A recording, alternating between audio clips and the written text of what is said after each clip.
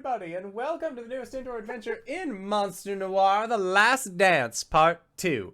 Today is February 17th, 2022, and you are loved. That is a very important thing that we like to remind each and every single one of our viewers and listeners at the beginning of each and every single one of these games.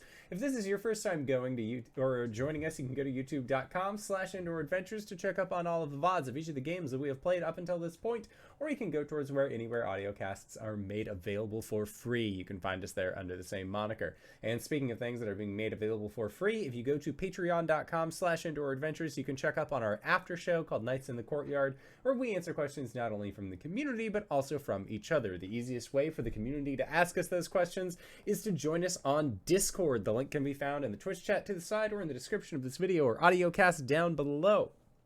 With that in mind, all you got to do is just make sure to post it in questions for the courts.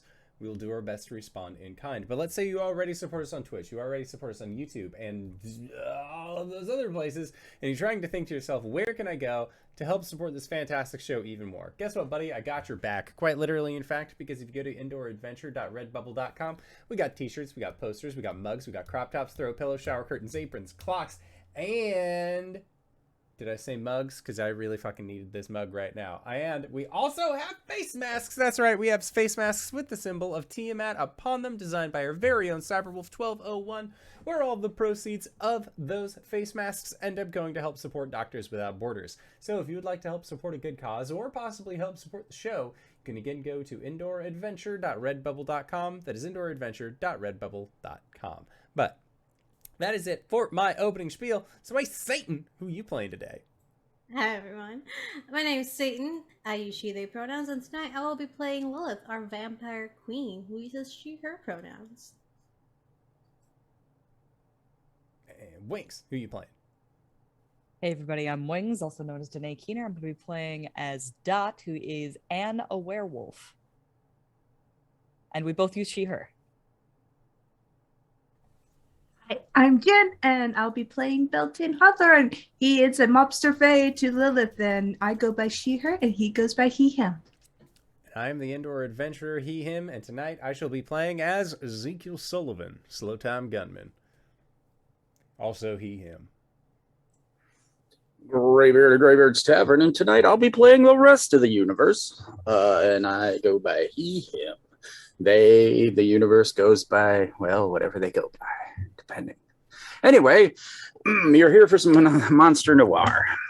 What is Monster Noire, you ask? Monster Noire is a soap opera-like show akin to like Dark Shadows or Supernatural, Hellboy, all those great spoopy things where the general public isn't quite aware that there's monsters everywhere, and there's a veil that covers the universe to protect said mundane smuggles and whatnot from trolls and everything else. As examples, I like to use your cabbie might be a troll, your newsboy on the corner, or the kid who cuts your lawn might be a goblin. As explained, a lot of our crew here are monsters. We're using the City of Mist as our game framework tonight, and with it there are Logos and Mythos, and Logos is your mundane powers and skills, and your Mythos is your supernatural powers and skills. Just want to give people a little bit of info on the game system. Check it out. It's interesting. It's very 2d6, very powered by Apocalypse, but a lot more flexible. With that, we come in over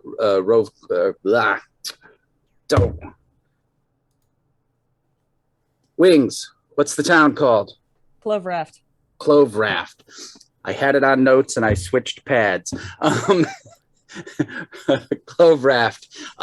We come in over the town and we have a quick flashback.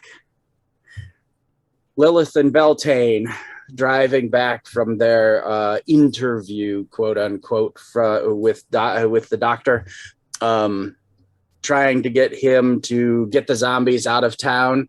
They fooled him Ha ha ha. While Dot and Zeek broke into his house and have stolen a square glowy thing with runes on the inside. We're still trying to figure all that out. As we come back in, there, Beltane and Lilith are driving back to the mountain hidden castle of the Vampire Queen Lilith. They come over a hill, and the Rolls Royce headlights shine onto a large, totally ripped, black horned avatar demonette of a primordial god known as Raka. And as the headlights hit him, he turns and he goes, Raka! But this time in that scene, we see subtitles. And what he has said is, shit. And then he bounds off into the woods, and Lilith and Beltane continue along. And Beltane says something snarky like, that's a problem for later or something. And then Lilith, Not my demon. not my demon. And Lilith is like, I'll have Biggy take care of it. We then flash to the phone call where Lilith tells, Biggy, there's this thing loose, go get it. And Biggy, being a werewolf in a zoot suit, is like, yeah, Miss Lilith, we'll get him. Boys, we're going hunting. And he hangs up. And so as we open, we see a scene where we're looking through the woods and we see the tree silhouettes. And we see Biggy and his boys, some of them in wolf form, sniffing like hounds hunting, and some of them in werewolf form. Some of them in werewolf form with like, an oversized cleaver or whatnot. And then we see like Biggy in a zoot suit, a dude with tufts of fur kind of sticking out of it, and a cool fedora type hat and a Tommy gun. And they're hunting through the woods. Like I said, we see these silhouettes. And as the silhouettes are moving through the woods, we then cut to an above shot, and we see this red something, and we see all these graves. And as we come in through the like rainfall that's happening, we come in through it, and we're coming down on it, and we realize that the graves are all dug open. They've been like dug, ripped. The earth has been thrown in just absolute chaos, and we see row after row of these open graves redug. Cut back to Biggy and his boys coming through the woods. We see the cemetery has like an iron wrought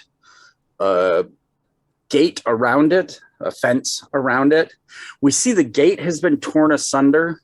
We see the cross in the ironwork up above the gate. We see that it's been bent so that it's twisted so that the cross is now upside down. And then the headstones, anywhere there was a cross or whatever, it's been swatted aside. If there was a Star of David, it's been scratched out. And Biggy and his boys are coming. Oh, we don't see them yet. Sorry. Then we see, like I said, the open graves and whatnot. We see this destruction. We start to move up again. Like we see the back of this red servant of Raka. And it then looks into the sky. We move above it. We're looking down at it, and it screams, Raka!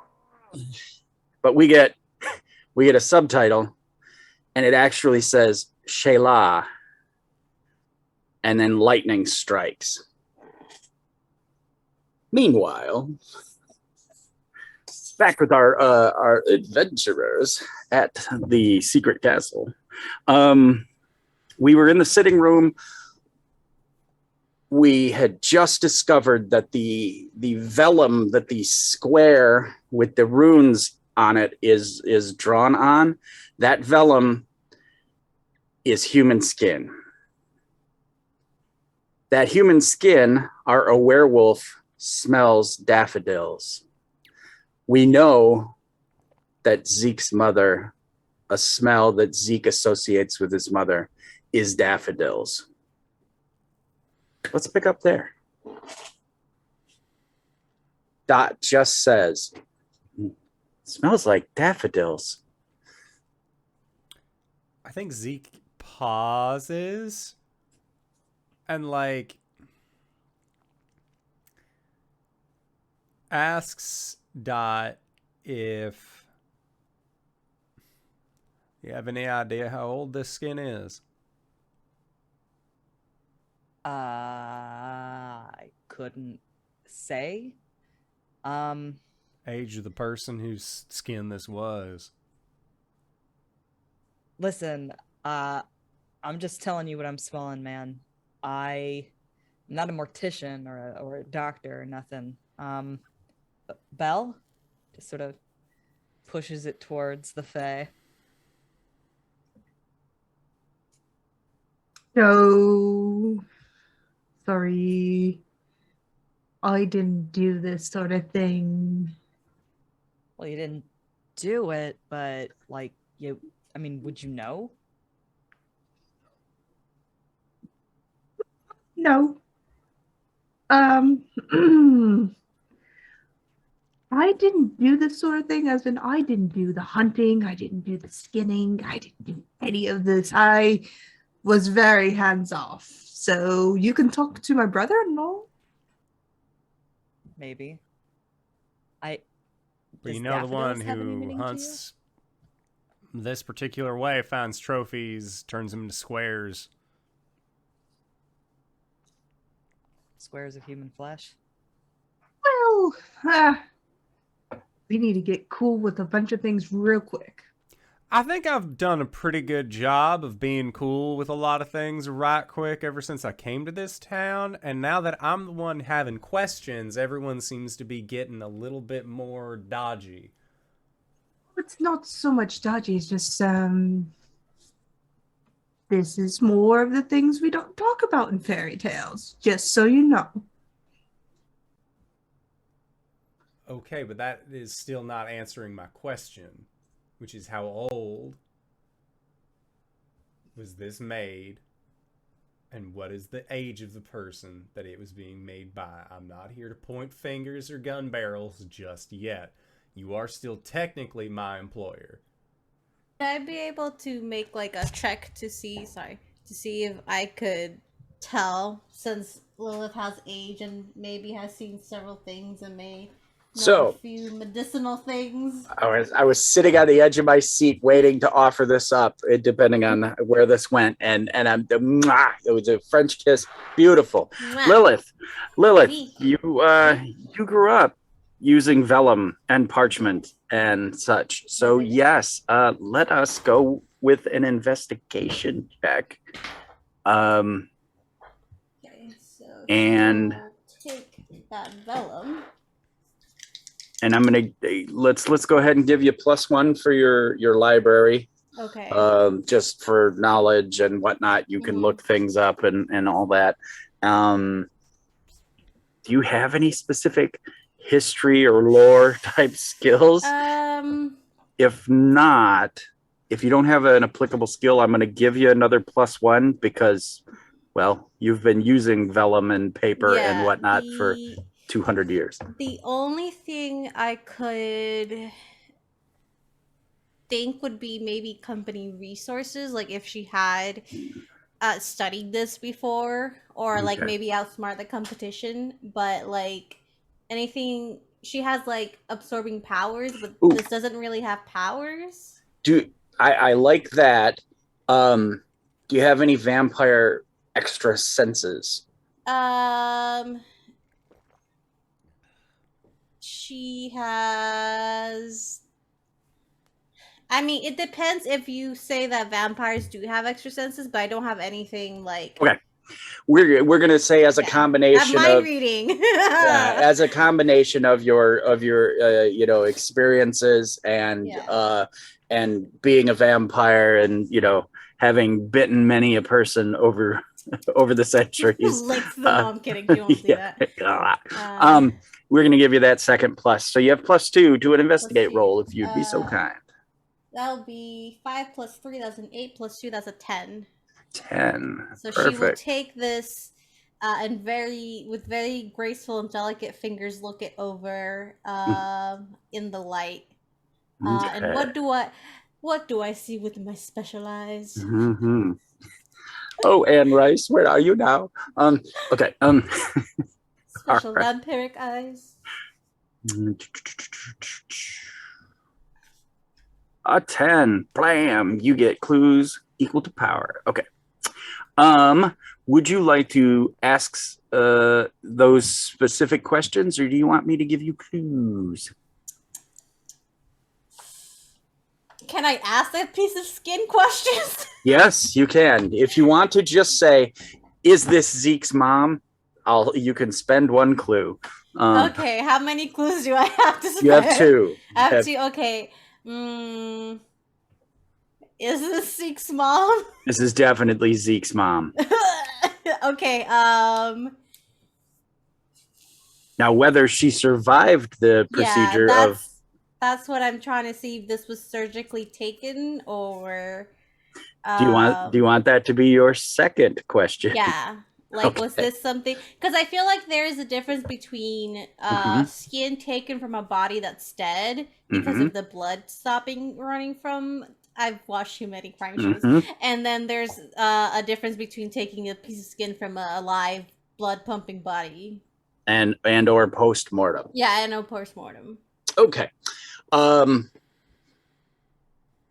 so this skin was definitely taken post mortem. So you see Lilith look at the piece of skin very delicately, not flinching away from what it is. And there are memories back to those first few episodes where she had got into Zeke's mind and seen that memory. And I feel like there are flashes of his mom's face, of parts of her, and maybe we zoom in on the part where this piece of skin came from, maybe the arm, and then the memory fades back into just the square. Yeah, so we see the skin, and then maybe it was like a bare shoulder or something, and and then we kind of focus in on that, and then it turns into the velum. Yeah. Okay. Yeah, and then so what does Lilith do with said info? Well, if you're ready to hear the answers, I can give them to you, Ezekiel. I'm glad somebody is being upfront about all this. I keep asking questions, and all I get's a runaround. All I want to know was the age, how long ago this was made. It was made a while ago. Around... How long ago did your parents die? And you would probably have remembered that from the shared memory thing and stuff. So as a question, Zeke, how long ago did your parents die? God, I think it was like 20 years ago or something like that. Okay. All right. 20 years ago. It was made around 20 years ago. And from what I know, the skin was taken post-mortem.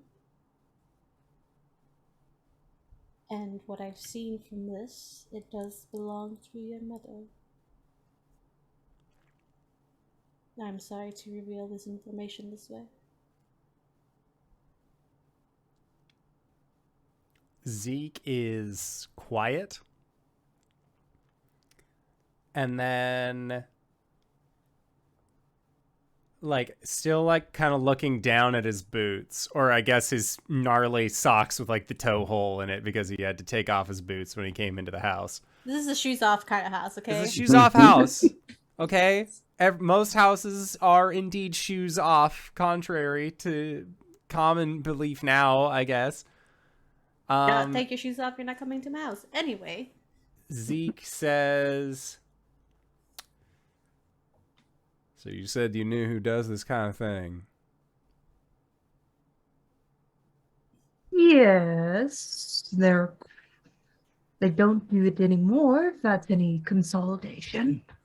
And Beltane, you know that this square with the primordial runes inside it was not them. Yeah. Okay. All right. Lilith is about to say, like, just because he knows someone that does this does not mean that's the person who did this. But to be honest, most of the Fae, we don't do it anymore. This was an old us before we got banished and put aside for new gods. As you were that. talking, Zeke just shoots you the dirtiest, angriest look that he can. Beltane, remember when we had that conversation about knowing when to shut up? He wants honesty. I'm giving him honesty. My people were a very brutal sort. This is way too fresh, if, for lack of a better word, for it to have been the Fae. These practices from the Fae have been gone for millennia.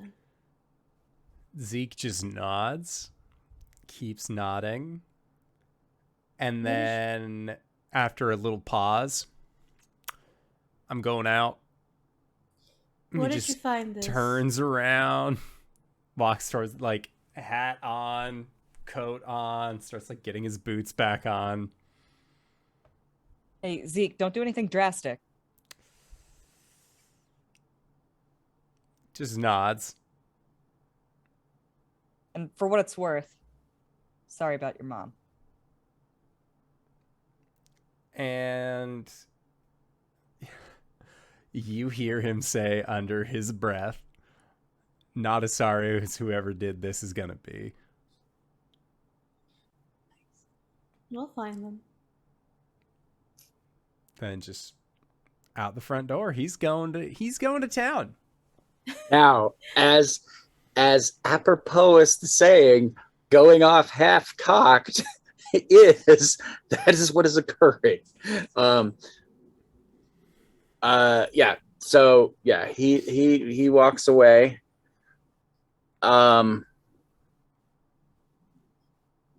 If you wish for a ride to town, someone will drive you to town. Lilith is not gonna stop you. No one in the house is gonna stop you. Nope. He, as far as his plan for the evening, he's not looking to do any kind of investigative work, necessarily. He is, however, looking to start a few bar fights. Just punch the shit out of some guys, get hit a few times himself, like, just get rocked a little bit. What I want to do is to see how this evening of punchy goodness goes. I would like to go toe to toe. So use your abilities to overcome someone or something, and this is just going to kind of be for the how good a whooping you give or how good a whooping you get.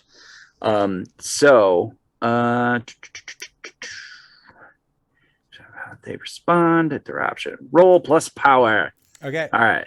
I have survival of the fittest and fearsome, as well as the ability to dodge bullets. So I feel like I'd be good at like dodging a punch. All right. So that's +3. Total of 8. Total of 8 on a 7 to 9. Choose one. Do you want me to post these? This is go toe to toe. 7 to 9. I managed to achieve my goal. Take something they hold. You get them good, giving your opponent a status with tier equal to power or a block, dodge, or a counter. My best attempts. I want to achieve my goal. Take something take something or I guess just achieve a goal, which is go out and fight. Okay. All right. Can I? He's not going back to like Secret Castle Right. tonight. Right. I would like for him to wake up in a very particular building. Perfect. Tomorrow. Oh. Yeah. Okay. All right. A certain an abandoned private detective's office above the building called Dewey Cheatham House. He's been here before. This just seems like every time he gets drunk in town, he winds up at this place and he doesn't know why. Okay, perfect. Okay, good. Because what I wanted to happen coincides with that very well. Yeah, and you didn't whoop ass without taking a beating, but you kind of wanted to take a beating deep down just to feel something. I let a few like solid punches in, but as soon as anybody like tries to like hit me with a bottle, like no thanks. Like that's a little too much. Like I don't want to get stabbed. I just want like fisticuffs. Right. Like right. I imagine he picks a fight and then lets the guy have the first hit. Yeah, because that way he's the one that smiles and leans in and says, "Hit me." Ish. The reason, so you don't want to start a fight by being the one to throw the first punch, because then you might get kicked out of the place that you're in. But if you goad them into making the first strike, then you wicked smile self-defense and you beat the living shit out of them. Yeah. And that's what Zeke's wanting to do. Like, he's not looking...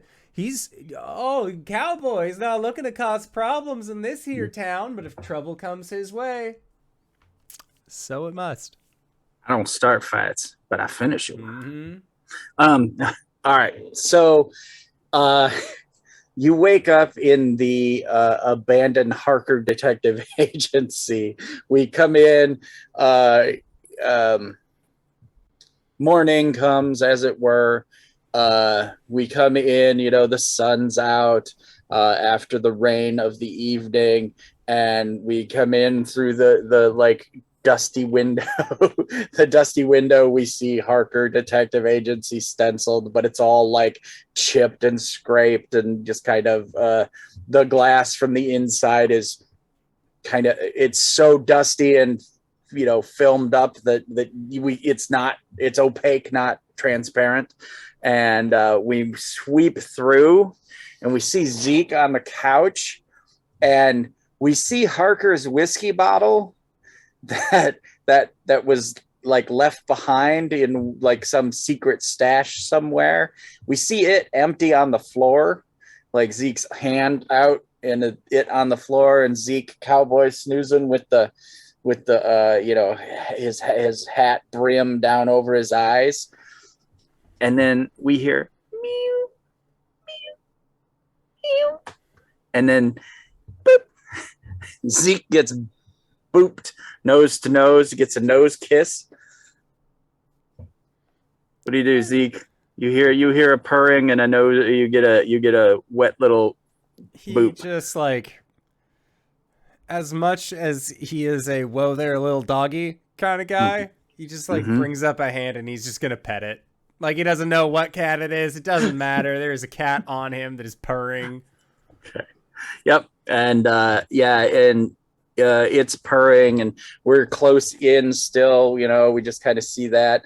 And as we pull out from the scene, the cat has two tails.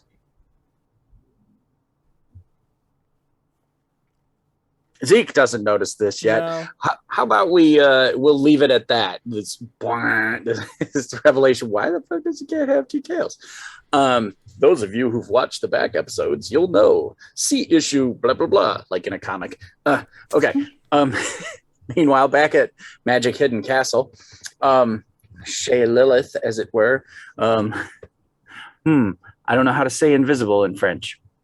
Anyway, what is everybody else doing? Yeah, exactly.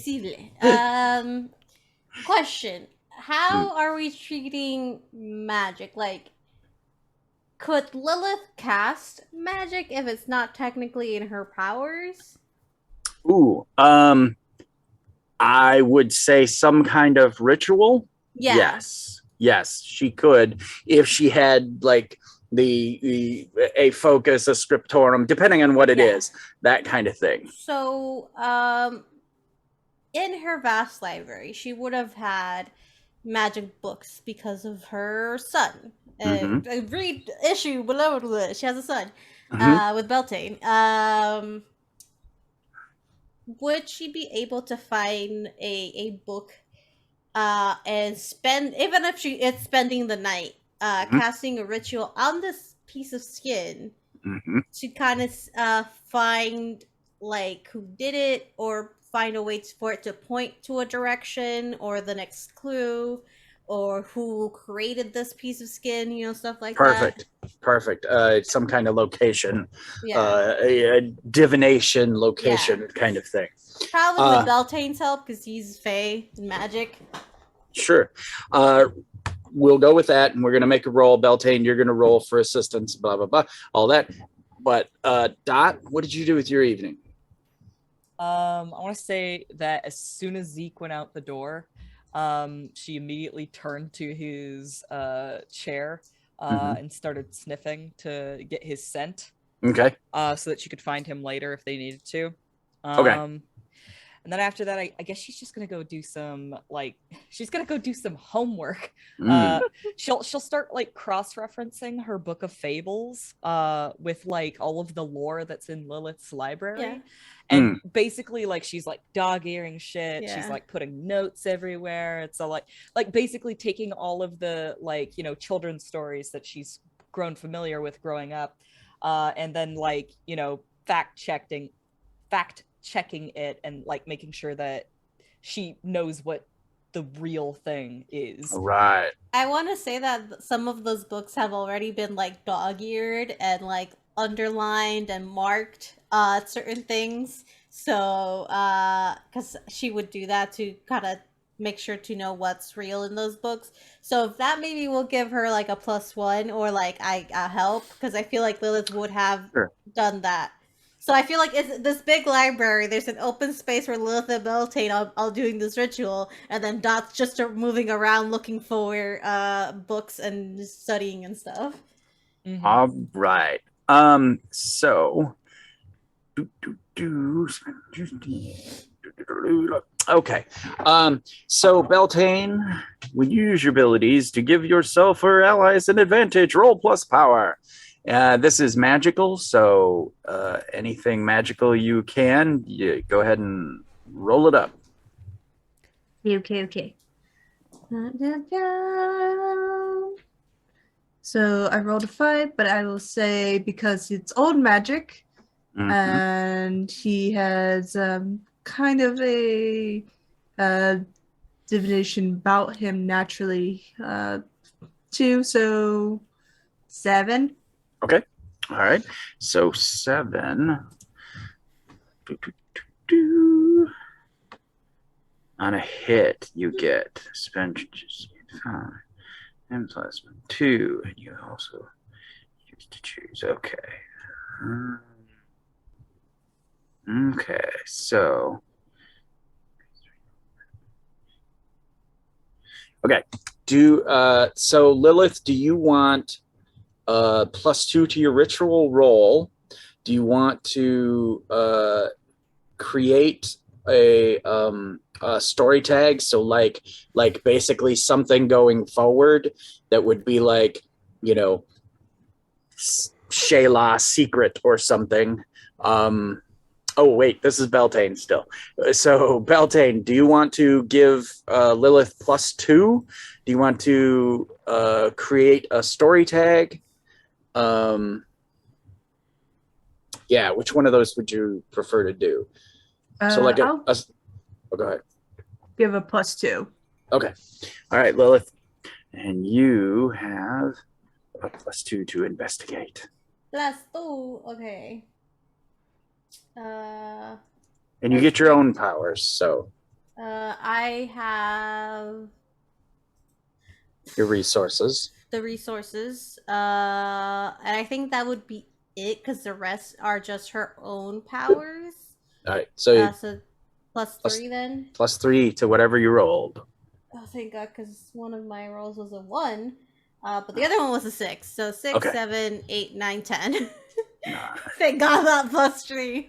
All right. On a turn. Clues plus power. All right. So you get nothing bad. So you get either 3 questions, or you can hold them and spend them as clues later. I'll take the questions. And you can do both. You can split them. So Yeah, you you could can like split ask some them. questions now and then save a Okay. couple. So I'll ask the first question, which was, who created this velum?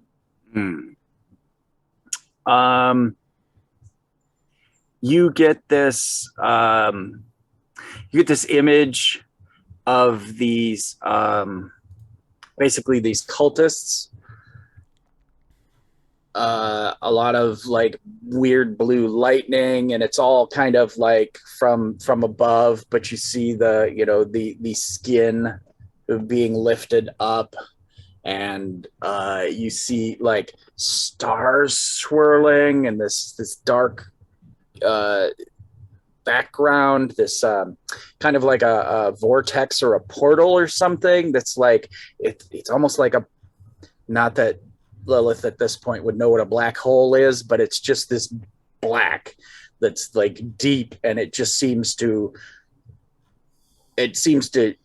absorb light. It's just this brutal darkness. That seems to be this, like I said, a portal. And you see that this velum is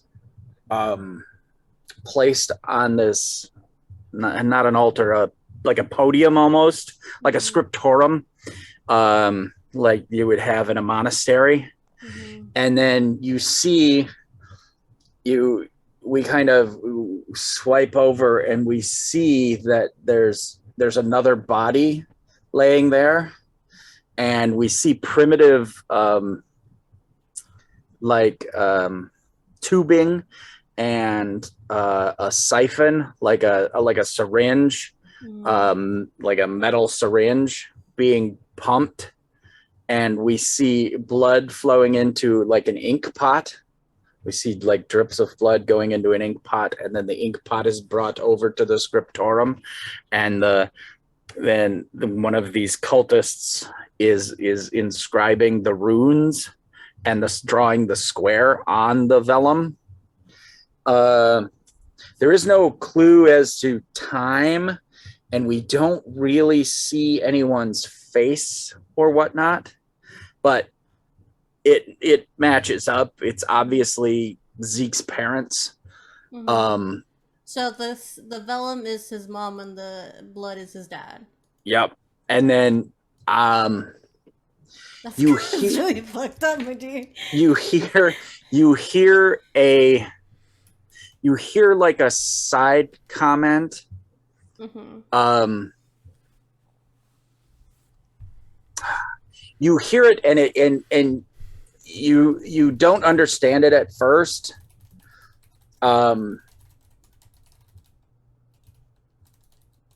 Yeah, okay, we're gonna spend all your clues on this, and we'll give you this. You hear them talking, and we as the audience assume it's primordial that they're speaking, and you hear one of them say, "Too bad we don't have the key."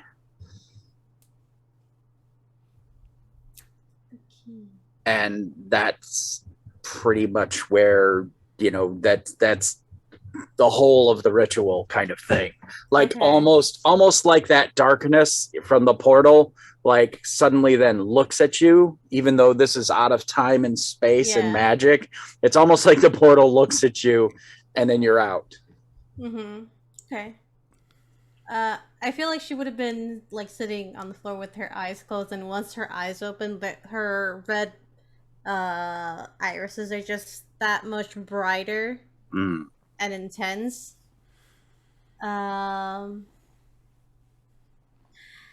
Well, time to deal with cultist again.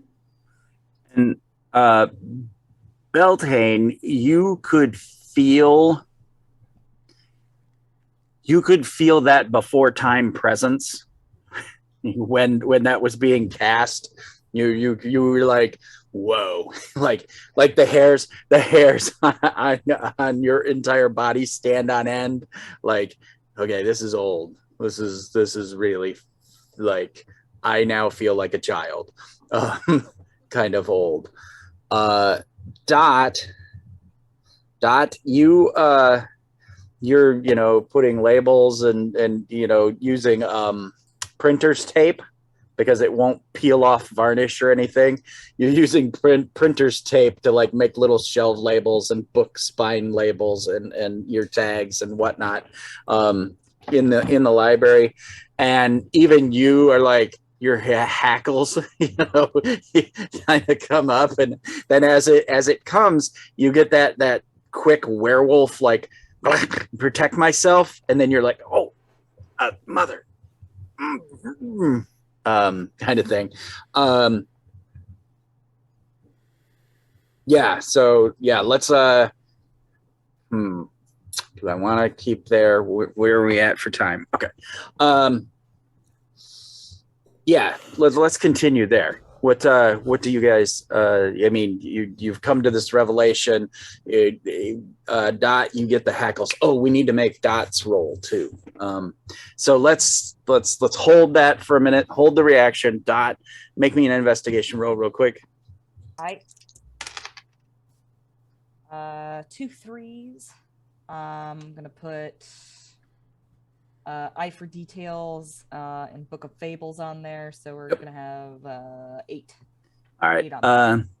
So you're gonna get 2 clues, but you got to choose one. Do you want me to post them in chat? Yeah, go ahead. All right. I'm gonna post it in the chat so anybody out there can see them.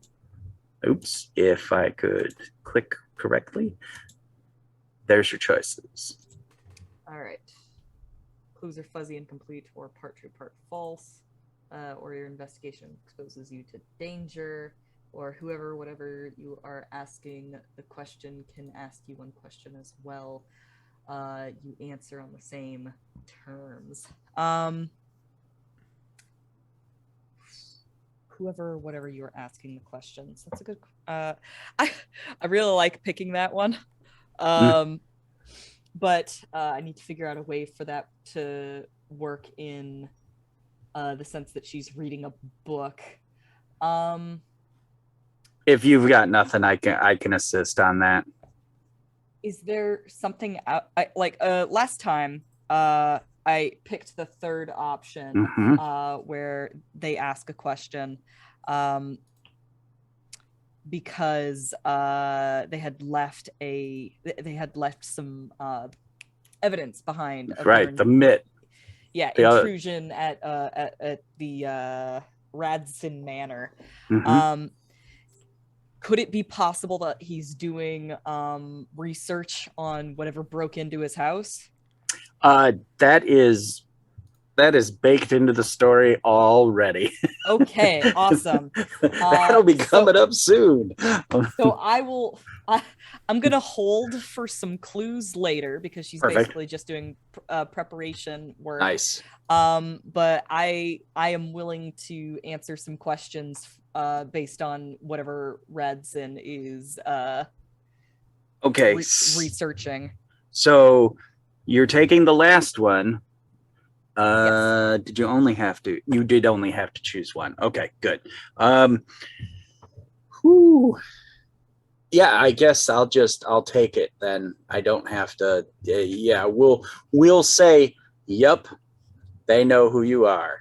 They know who Dot Flannery is. Oh, they figured out who they have the name Dot Flannery now. Right, because it was on the. Remember, we said that the kitten paw oven mitt had her little. Because it's the 40s, you know. So he's gone to the phone book and figured out who she is. Right. Okay, great, awesome. I love it. All right.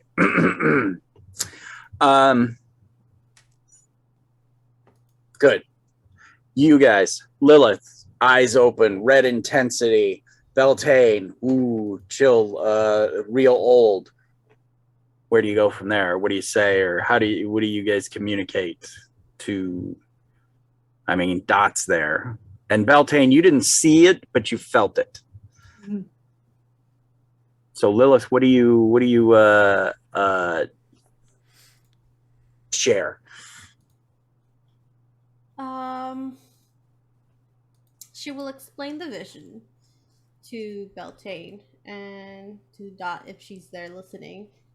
And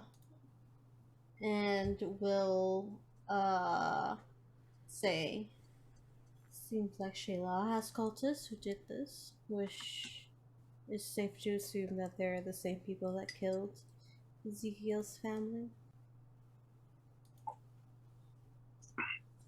So primordials are responsible for this.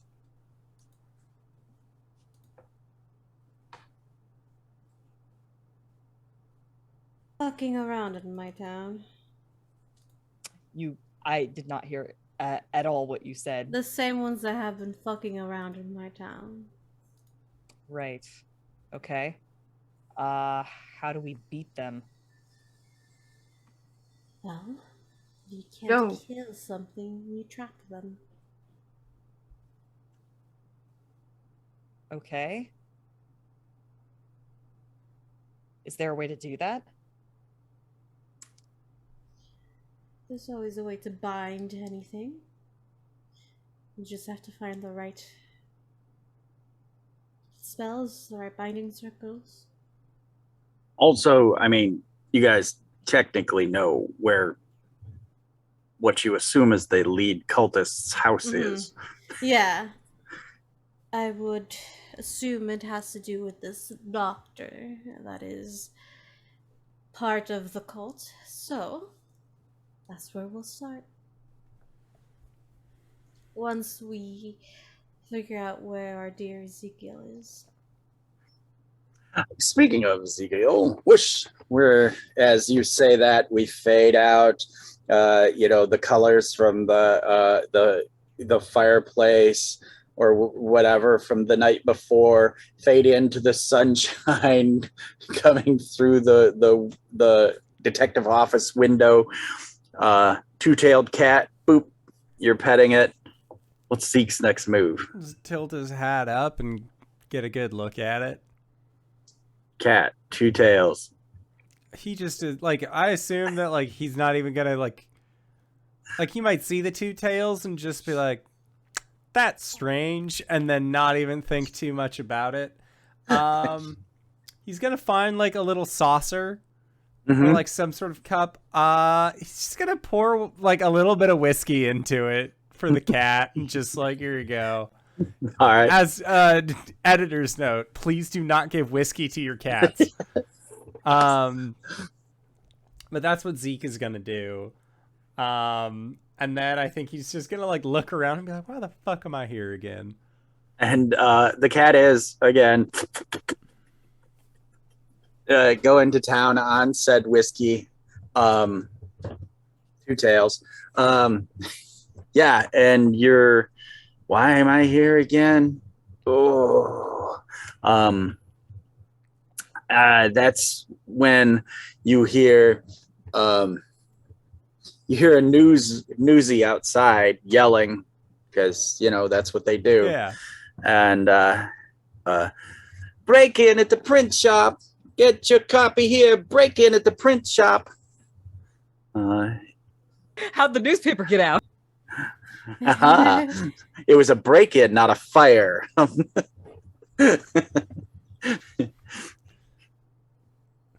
So Zeke is wondering how you can buy royalty from a store. He's hearing a prince shop and not a prince shop. Got it. Yeah, nice. But yeah, I think that he'd like go down to like level with the newsie, see if he can get a newspaper. Okay. Here you go, mister. Except Zeke now sees through the veil, right? I think so, yeah. Except Zeek hears this like smoker's voice. Here you go, mister. And it's a little goblin in an Uzi hat. And he hands it to you and takes the nickel from you and, pockets it. Thank you, kind child. Weird cat. He points and the cat's behind you. It's not mine, I don't think, anyways. But have a good one. And then he'll go back upstairs. Like, he has a room now. He has like a place to kind of like stretch out. Yeah, I broke into it, but like, anybody asks questions, he's got a gun. It's fine. All right. I'm the new detective in town. Yeah. And he'll go back up and like probably like get a cup of coffee on the way, because I know that like from previous there's not a coffee shop too far away. So like cup of coffee, newspaper, kick back in above Dewey Cheatham house and just like while he's reading the paper, like the cat keeps trying to like hop onto his lap and he's like, God damn, fine, whatever. Like he's the dad who didn't want the cat, but now that he has the cat, like they're best friends. Oh, it's my life. Okay. All right. Yeah. So the cat's there. And again, the normal cat one tail, like in front of what you're trying to read, is now two tails in front of what you're trying to read. And you read the story, and Takes him a while, but yeah. It appears that there was a break-in. Things were shuffled through and whatnot. Maybe there was a burglary at this time. Nothing seems to have been stolen. Nothing seems to be stolen. Investigation continues, that sort of thing. Lilith, you did in your morning reports, you got the same kind of news that the shop was broken into and stuff, but it doesn't appear that anybody took anything. She'll share that news with Dot. Really? Shit.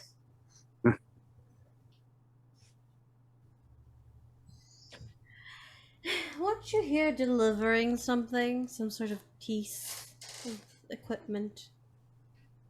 That's still at home. Rather, like, at my apartment. What exactly was that piece?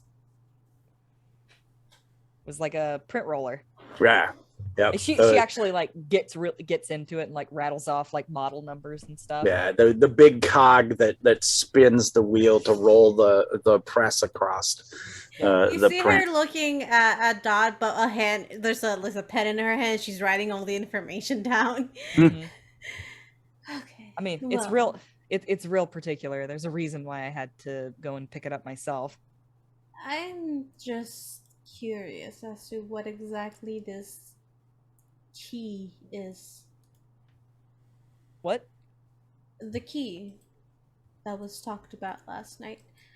I wonder if it's a person, could be our dear Zeek, or an object. I mean, I guess that tracks. They weren't able to get a hold of him. So, if it is him, then that would make sense. His parents were unfortunately part of this. Used for disgusting means, but... Yeah, but why them? They live out in the middle of nowhere. And then it finds its way all the way back here? Maybe... See, human lives are funny little things, you see. Through the generations, they're so very different, and some may be magical, others may not. Some may have made deals, others may have not. It's possible that in their time alive, this family made a deal, struck a contract, gained some sort of magical powers, and through the generations, they flew down each generation. So you think his family had something to do with the magical world then? possible. I mean, he can see magical world. Dot makes a mental note to try and sniff out any magic on Zeek next time she sees him. Lilith will have someone look into like family records of Ezekiel. Nice. Put your library goblin on that. Yeah.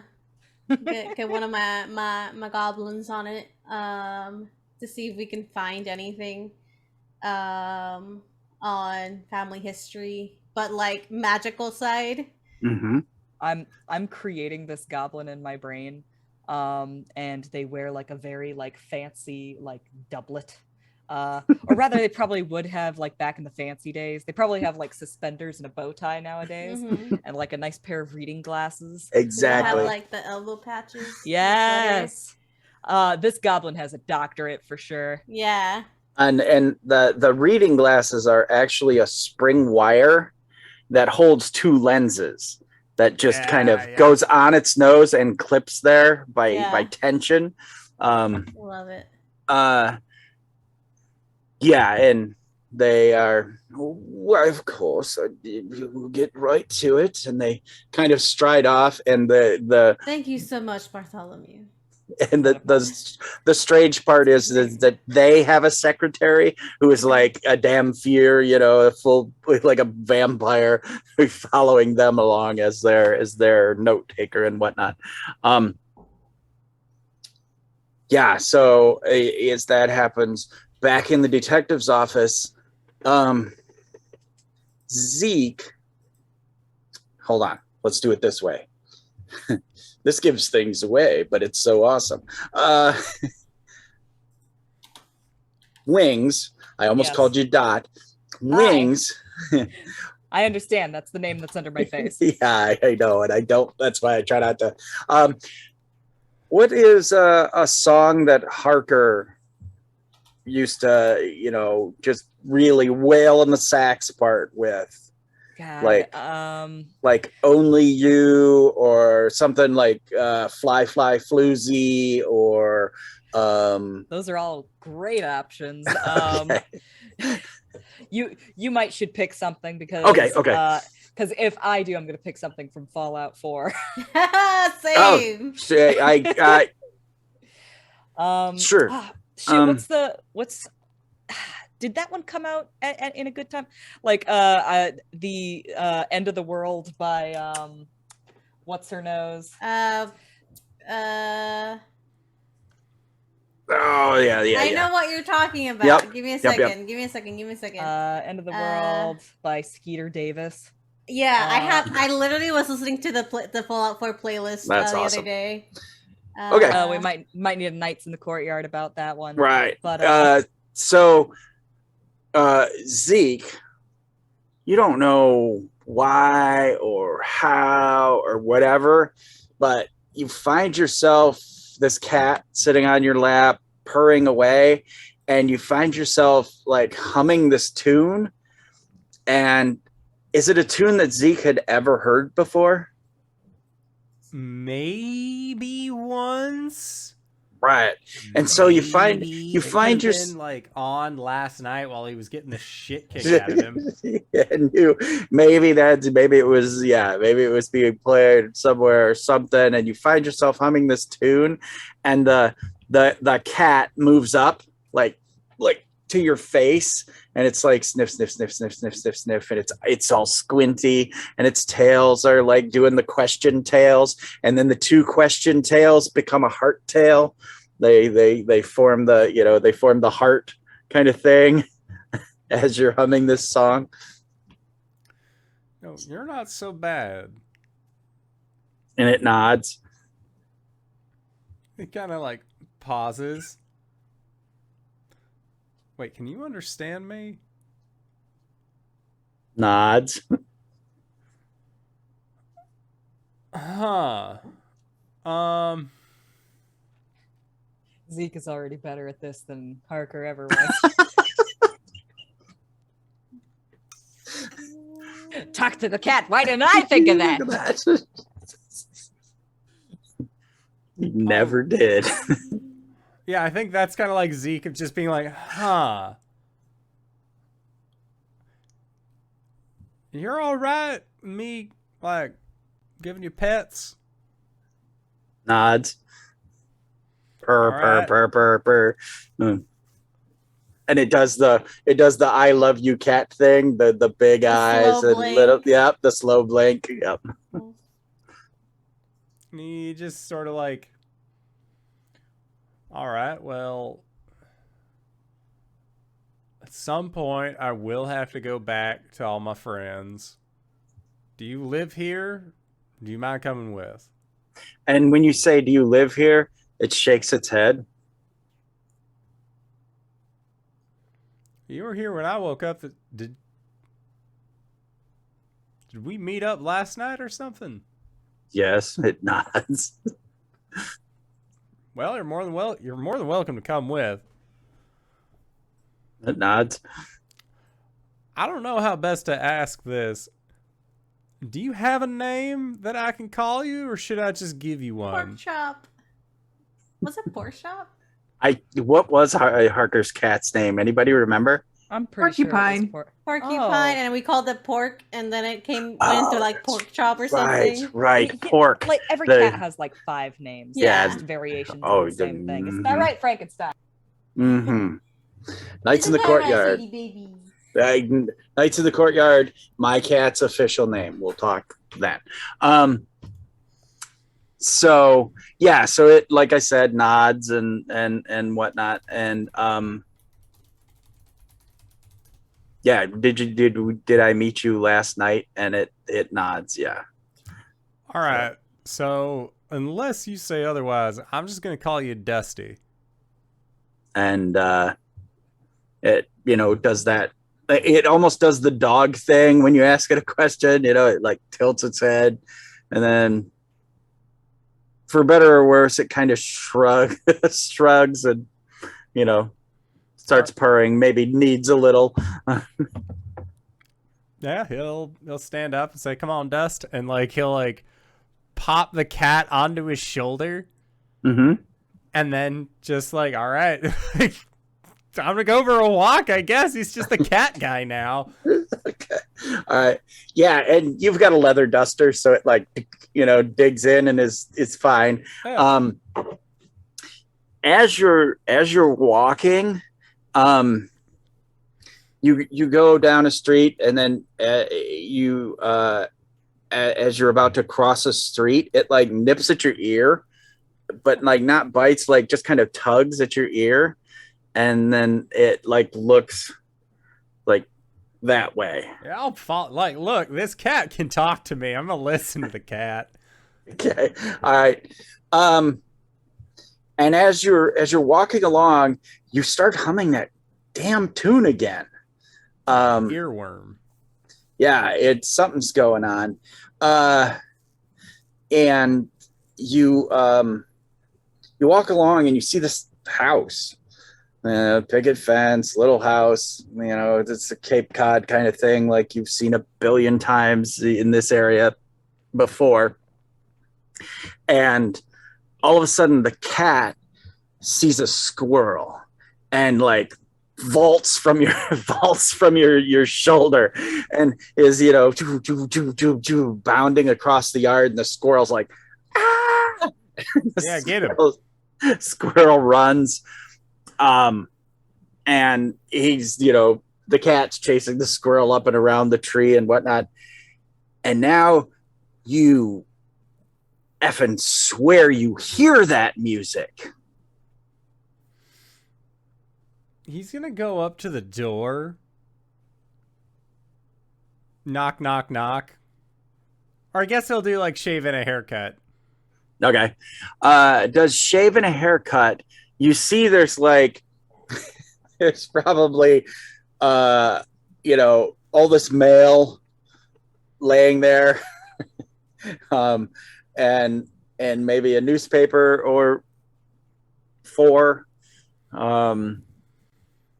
He's, like he's used to people who don't come out of their homes, but if he is to keep up his guise, of best case scenario, like U.S. Marshal open up. He wants to at least like have laid down the groundwork of just like, well, I did knock. Mm-hmm. So he just goes like shaving a haircut. And you hear like two toots of a horn or something to answer the 2 bits off of shaving a haircut. He'll go to try the door.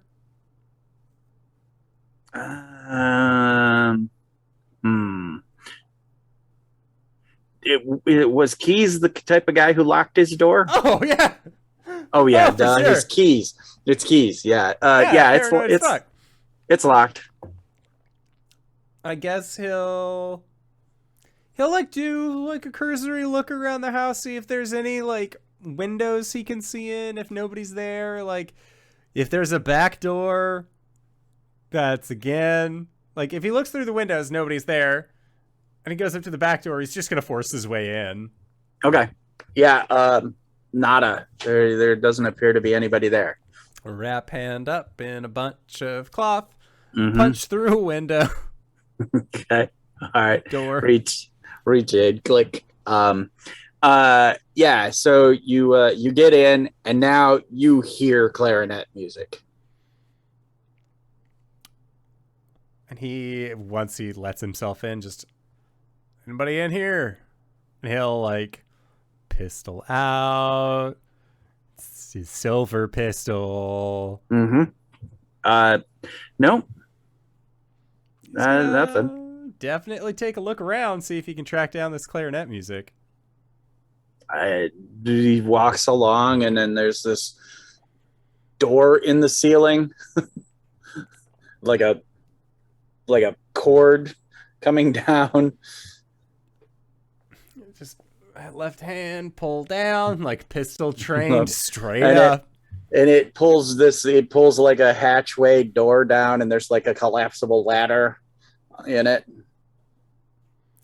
All right, if anybody's up there, you got to the count of 3 to make yourself known. Otherwise, I cannot and will not apologize for what happens.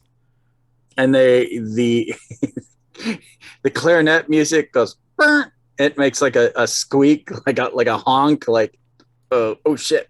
And then what would it start pulling? No, it doesn't play anything. We're going to leave it that kind of creepiness where the clarinet goes and ends, and you start up the ladder. Pull the hammer back just in case. Make his way up. All right, you get up, and there's a light bulb hanging with a little the little ball chain things, the stainless steel little chains to pull and turn the light on. Okay, yeah. He'll pull the light on. Okay, click. The light comes on. It's not that big. There's no one there. There's like some hammer forward.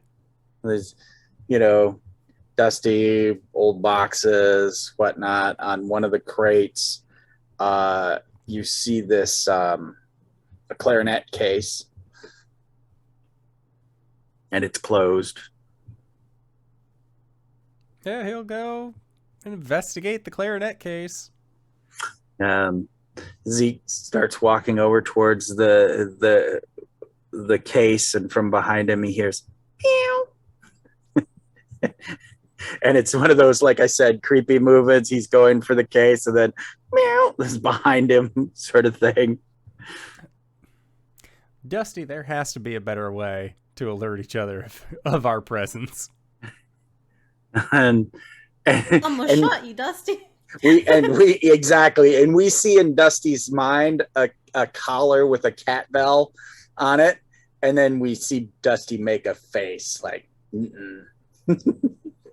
hey, like ain't happening. Yeah. So clarinet case. Yeah, he'll go over and investigate. Appears to be a closed clarinet case. Opens it. There's a clarinet. suspicious. This seems like something that Mr. Beltane and Miss Lilith would probably know anything about. So he'll just like close it up. And, he'll look at Dusty and be like, "You know anything about this?" He nods, yes. Does everybody know about these kinds of things but me? You know what? Don't answer that.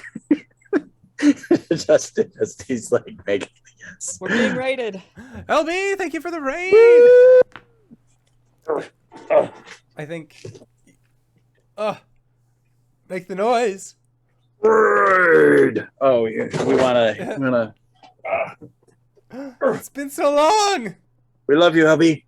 The guy in the face. Yeah. Good bong. Goodbye. Oh, go ahead. And he'll Two-tailed cat. Yeah, he'll look nods. at Dusty Yes. and be like, "Do you know Miss Lilith?" Yes. He does, yeah. Yeah. All right, Dust. I'm gonna be quite honest with you. I'm new to this whole thing, but you seem like you got your ducks in a row. Cat thinking. Do you think that we should take this to Lilith? Because I'm thinking, yeah, okay, well, I mean, if Two-Tailed Cat tells me what I should and shouldn't do, I feel like I deserve to listen, especially if we're old drinking buddies. And the cat does the heart, two-tail heart thing. I love that so much. Yeah, and he'll pick up the clarinet case and like lean down and let the cat back onto his shoulder. Oh, okay, yeah. It gets back up and digs into the leather of the duster. Oh yeah, no, that's its perch now. Like Zeek is the shoulder cat guy. So as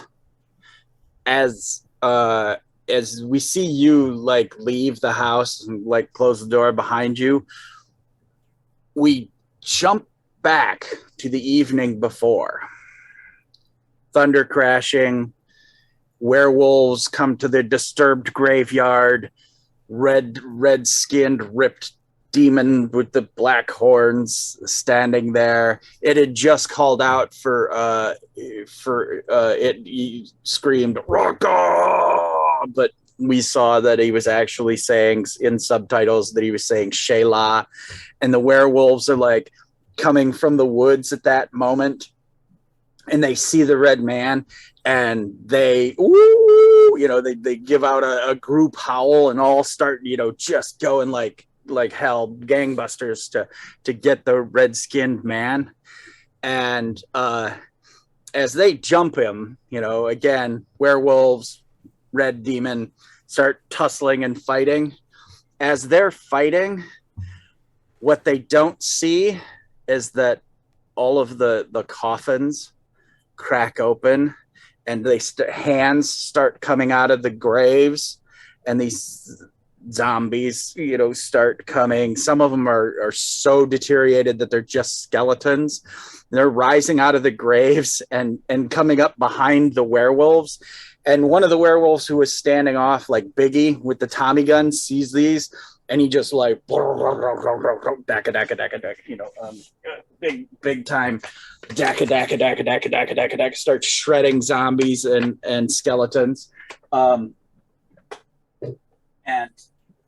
And this battle's going on, and then the werewolves turn and they're like, oh yeah, and they start biting the zombies and skeletons like, oh look, bones.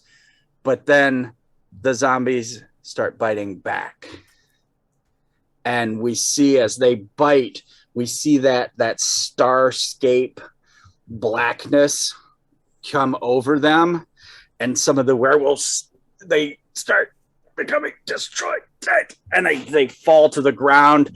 They start to rot. They get mange, where they've been bitten or clawed, starts oozing this black ichor, and then they stand up as zombie werewolves and attack their brethren. Whoops. One of the last scenes we see is Biggy in his werewolf zoot suit, tufts of fur, cool hat. We see him with the Tommy gun, and then it goes click. And we come right in on Biggie's lupine yellow eyes, and they get all samurai squinty, and he snarls. And then we go back to sunny day. Zeek walking with the cat clung to his shoulder. I assume Zeke's going back to the house. Yeah. Anybody else need a scene before Zeek arrives? Okay. Zeek, you get back to the house. You've got a clarinet in a case and a two-tailed cat. Where's everybody, or where we at? We're early morning-ish, like 10-ish. It's I would say Lilith is in that, you know, when you come back late at night and then the light turns on and it's like your parent. It's like that, but it's in the day. You pull the shades instead of turning on the pull the light, and then you're shades, just yeah. sitting in the dark. Yes, Yeah. exactly that. Yeah. All right, awesome. Yeah, so the light comes on, or the shades goes. Yeah. Is everybody there? Is this just a Lilith Zeek moment? I'll say that Dot's out of the room. She's putting out fires in the print room. I mean, like, not literally. She's It's on fire. Turn into arson. She's a few rooms over, on the phone, with her boss, like explaining her absence and being all like, no, I didn't have anything to do with it last night.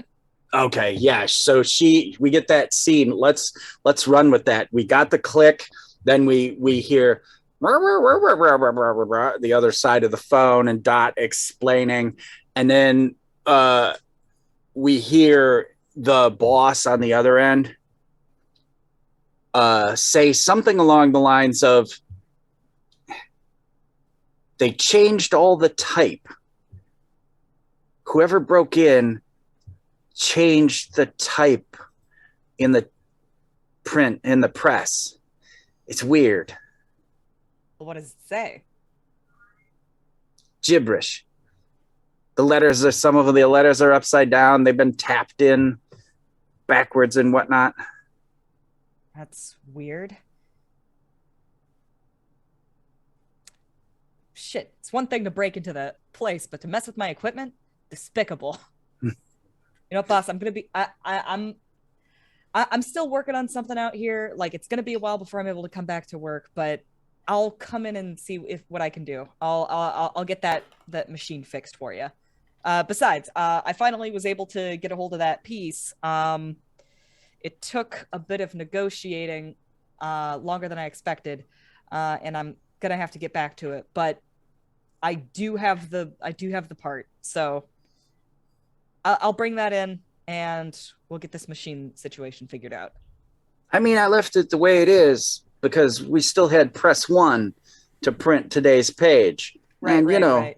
it's Oh, nice. yeah. It's nice to have your own story. I'm sorry. Yeah, no, exactly. No, of course. Old reliable press 1. Yeah, she'll never let you down. But old press 2, she's a feisty one. She's spicy. Real So, temperamental. We'll see you later today. Yeah, I think today should be fine. Maybe later tonight. I'm not sure. Things are weird right now. When are they not? I'll talk to you later. Thanks, Dot. Your thing, boss. Click. All right. Beltane, where are you this morning? When Lilith does her mom moment. I think he's sitting across on the other side of the room, just having a cup of tea. And once the lights go on, he's just like, "See, I told you he'd return. It's only obvious he'd return. Why is there a cat?" Oh, it's porcupine. Right, you're different now. I'll tell you later. And She'll kind of like do like the little to like she'll kind of like to the cat. All right. And when you said porcupine, it like twisted its head and possibly like cats do to look at you, and then it jumps down and pads over and immediately jumps on the desk. Skids on some papers and whatnot, and She'll take it, put it in her lap, and just start kind of like doing the nice like jowl scritches. yeah, and purr, tails Yeah. straight out, shaking.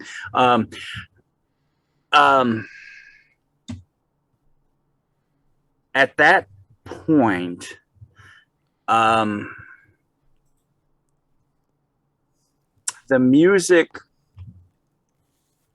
something like Halls of the Mountain King or something classic and bold, starts playing from the clarinet case. What do you have with you, Ezekiel? I'm gonna be honest. There's like I a rightly don't know. There's like a bit of a snarl on her lip. In all honesty, old Dusty there said that you'd probably know more than I would. Thought their name was Porcupine. Is that what their name is? I asked if they had a name. They said yes. I asked if it was okay if I could call him Dusty. They shrugged, said sure. Cat will almost always have 20 different names. This is Porcupine. Beltane named him. Zeke. Why did I points name over. him Porcupine? I don't know. They're not a porcupine, they're a cat. That's probably why you named him Porcupine. And she's gonna stand with like Porcupine, like almost like on her shoulder. Yeah. And reach for the clarinet case and take it from Ezekiel. Yeah, take it. Found in this old weird abandoned house along the, well, towards Oceanside. Hmm.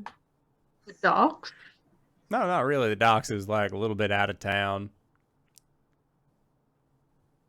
Yeah, and Beltane aware. wouldn't remember, but Lilith Yeah. would know that. Yeah, it was Key's house and Harker's house, Yeah. kind of. I am aware of where you found this. She'll take it and place like the clarinet case on the table and open it. It's playing a song. Suddenly, when you open it, it starts playing a song from your club, like one of the songs from the repertoire that Harker and Keys played at your club. And at that, we should probably take our break. Excellent. So we are going to try and be back in 5 to 10 minutes. Don't go no place unless it's to grab a food, grab a drink, grab a friend, or possibly go to indooradventure.redbubble.com. Pick yourself up something nice. And we'll see you guys shortly. All right, everybody. See you soon. We're back. Hello, everybody. We have returned. The kids are all back at the house. Zeke brought a stray cat home who apparently knows Lilith, and he gave over a clarinet case without too much issue. GB, I think take us away. technically a cat brought a stray Zeek home. Yeah.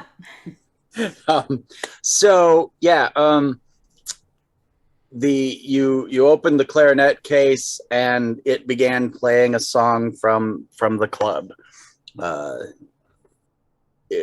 Back in the speakeasy days of the club. Lilith is talking to this clarinet. She's gonna say, if you're trying to sweeten me up, it's not going to work.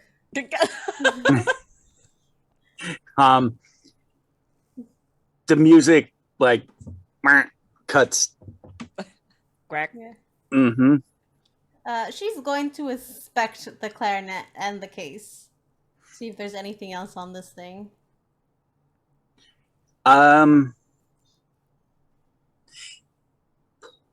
So yeah, when you touch the clarinet,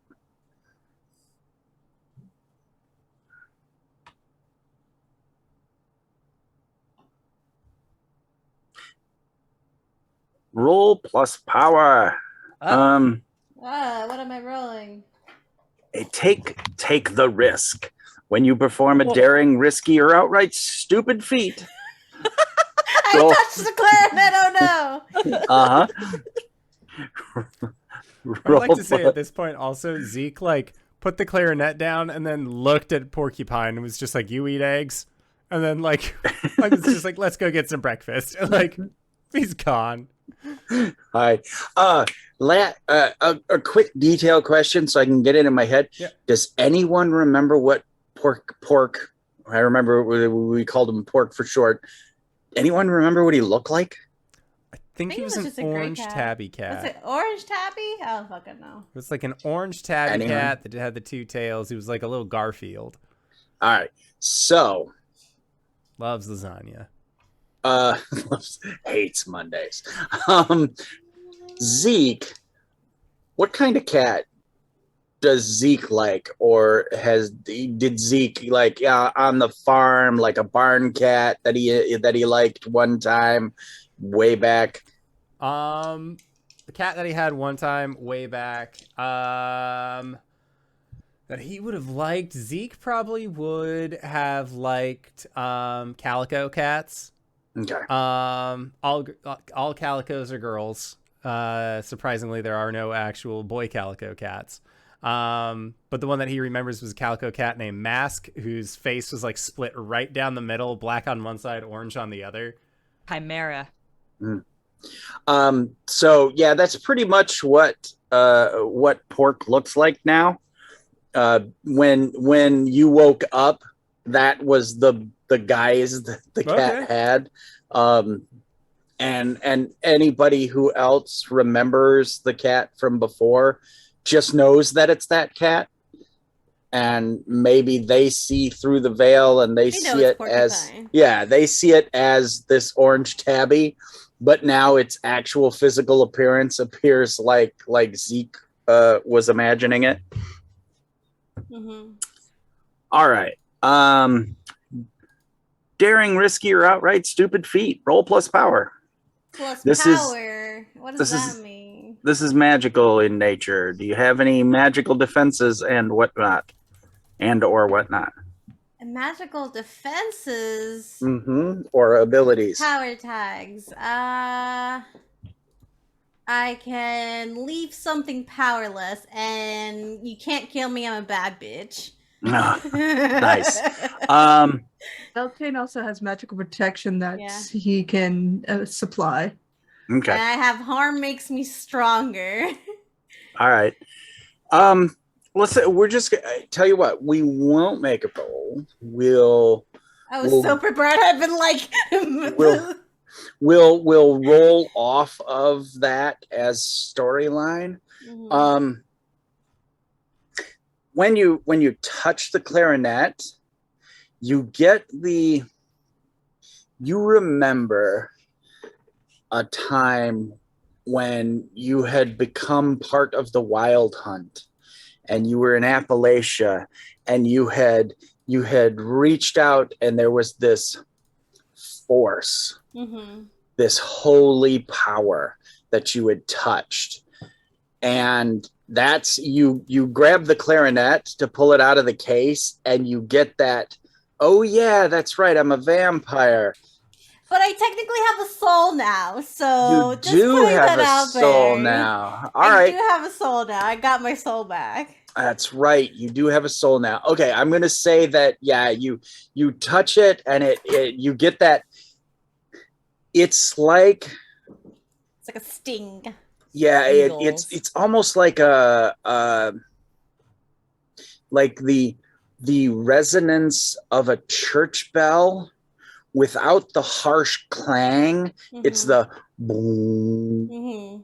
The vibration. This, but it like reaches out to, it's like almost a universal, like Beltane had felt that portal, how big it was and how old it was. That's what you're feeling suddenly with that, and you jump to like, oh shit. That's holy powder, like holy water or something that would have burned you in the past.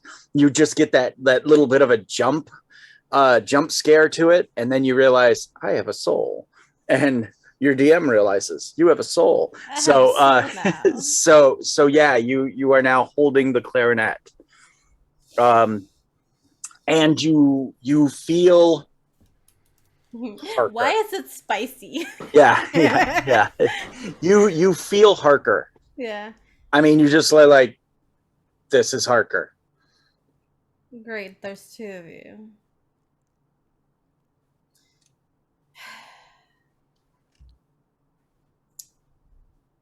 She's gonna try and speak to it. Okay.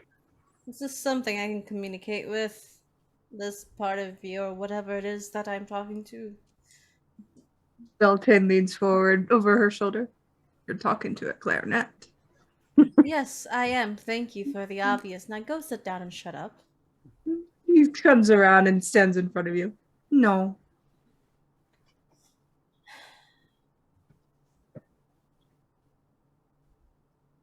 This isn't about you right now, Beltane. Never said it was. If you haven't noticed, the clarinet also plays itself. And how I would wish you remember who Harker was. What she did. She threw a mug at me, gave me a scar, gave her a piece of my soul, caused immortality. She sold herself off to the devil and basically broke your heart. So yes, I remember. My heart, dear, no. Then why are you so angry? Because she is a hypocritical little vicious bitch. Could it be because of Hazel? No. Hazel is her own woman and made her own choices, and it landed her in hell, where she's happy now. Parker was her own woman, made her own choices. Yes, choices that impeded every step of everything that I've ever tried to plan. And she had my trust at one point and she broke it. And I don't deal with that kindly. That as soon as you brought up Hazel, the clarinet started playing a very sad melody.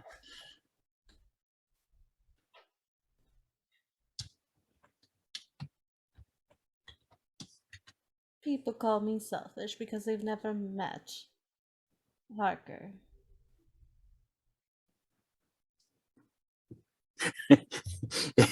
I cannot think. Okay, there's got to be like some heartbreaking song that just starts playing. Like it went from a sad melody,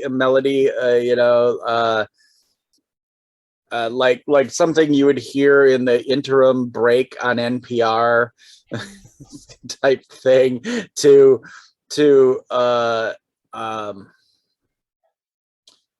basically something like I'd set the world on fire, like something that's like really smoochy and heartbreaking.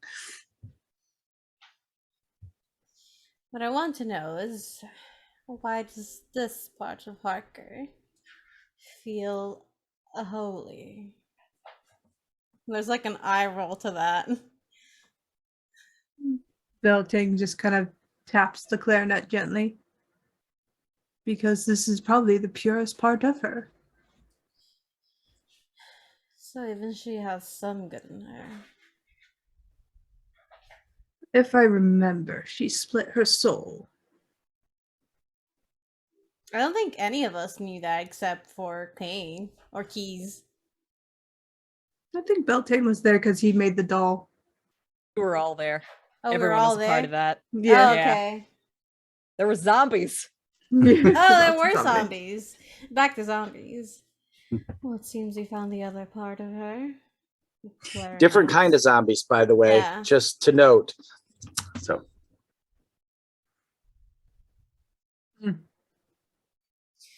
But no, she did not break my heart.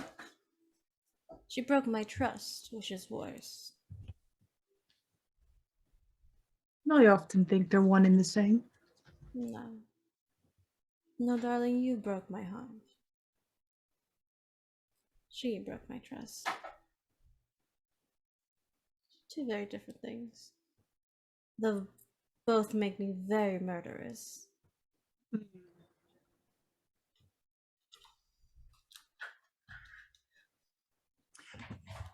on that, we flash to the kitchen.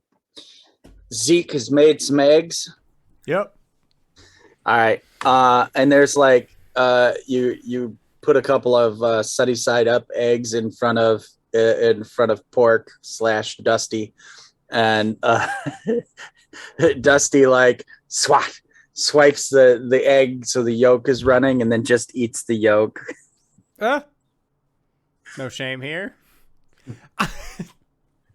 If all that they are eating is the yolk, Zeke will have like a piece of toast, and like once all the yolk is done being ate, he just like takes the remains, puts it on the bread, and then he eats it. Like he's just fucking sharing food with his cat. Okay, perfect. Like I said, the total cat thing where it's like, no, I only want this part. Well, the rest of this is garbage. I don't want the rest. Cat with just fucking egg yolk on their face. Exactly. Licking its own face. Exactly. Yeah. So we have the quick comedic jump away back. Is Dot in the room when this conversation is going on with the clarinet? Can be. Even in the better, back you're with a watching Zeke sandwich. feed eggs to a cat. Yeah, no, I think it's more likely that she walks in on Zeke and she's like, "Is that a cat?" Yeah, it turns out he and I actually we hit it off last night. No, I'm kidding. I know. That's what I was waiting for. Throws the table out of the way. Throws the table across the room. No, she won't descend on the cat and give it way too much love and affection, though. Okay, all right. Yeah, it has that momentary like, what the fuck, when you go to pick it up, like dog, and and then its tails like start they go Nice questiony, and then they're cool. All right, yeah, and then back to the tension betwixt the two, Beltane and Lilith. So what are you planning to do then? Me? I'm planning to figure out how to get this part of her out of this clarinet. Break it. I could, but I don't know if that will actually break the effigy. And the clarinet starts playing dun dun dun dun dun dun dun dun dun dun dun when you bring up breaking the clarinet. I think that's a no from the clarinet.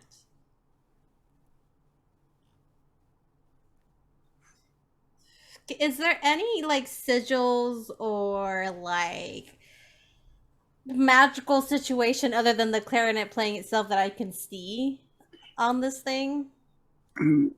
No, but Is there something inside of it?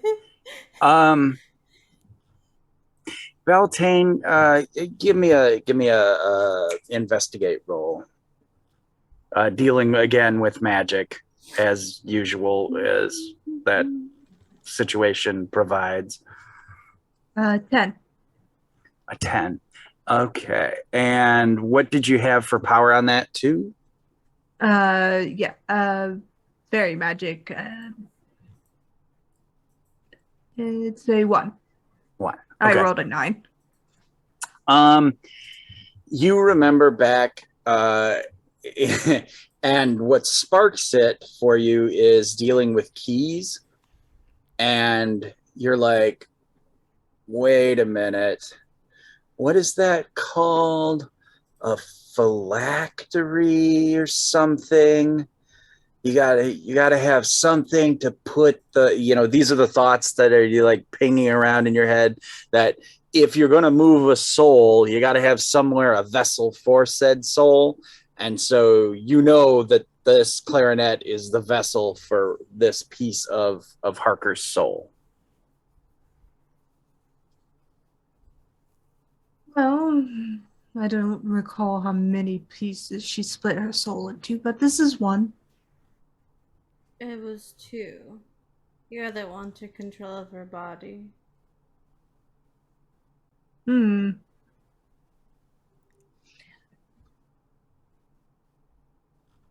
Well, do we release the soul, give it back to her, and let them No. finish it out? No, not yet. Not yet. I just needed to talk. I wouldn't suppose you know what your other half is doing. Other Harker. Clarinet Harker. Oh, you asked Yeah. the clarinet. Yeah. I guess it gives you a wah wah. You know, just You're useless right now. wah. Yeah, Any exactly. hostility you can blame on your other half. Well, actually, you were with her, so it's both of you. Of course, dealing with the Bright Motor, we're dealing with Harker. Of course, she's always tied to these things, somehow. Real quick, as you say that, always tied to these things somehow. We jump to aside to Harker leaning over this massive book with the red light in her face and the like cackling, and we see the Raka demon there in the graveyard, where we see Harker watching the near conclusion of the battle, and Biggy goes click click click. Oh fuck. And then we see the rest of the pack come at him, and then we just see Harker smiling, and then we see Harker smiling, and we get the question here. How should I explain it? So what we end up seeing is her smiling, and then she like looks over at the book, and we follow what was like this swirl that she was looking into that was like her scrying bowl. We look over, and one of the pages of the book has the blue square on it, but all the primordial is filled in. And it appears it isn't magical itself, but we see writing above and beyond it. And we just get glimpses of, to open the gate, you need the key, and then we can't quite see the key is the something of the family. We can't quite see it as the audience. Teaser part, and that leads us to think, as the audience again, the fuck is Harker doing with? She's got a devil book. She's somehow connected to this Raka demon, and yet she's got info on Shayla. So how is the devil, as we know him, connected to Raka? Is a bigger question, unbeknownst to us, the players. And then, like I said, we saw what we assume is the end of Biggy. Mm-hmm. We'll jump back into where we were in the office, and as you guys were like, the phone rings. Hello. Miss Lilith. Miss Biggy. Biggy? What? My boys. They're dead. All the boys is dead. Dead? That big thing you went us after, the devil thing. We was after it. It turned all the people in the graveyard on us. And then the graveyard things turned my boys into dead things, but not dead, running around, still all zombies. What the fuck is a zombie? And I know where that goes. I'm very sorry for your loss, Biggie. I will send a car over to your place that'll bring you to me. We have much to discuss. All right. Are you Does- hurt? Do I need to have medical professionals on site? No. You know how we heal up. I'm good. All right. The car should be there soon. Thanks, Miss Lilith. Of course. Goodbye. Let's Bye. real quick. Ezekiel, Dot, come back here. And someone comes to get you guys out of the kitchen. Miss Lilith requests your presence. Yeah, Zeke has his big cup of strong coffee.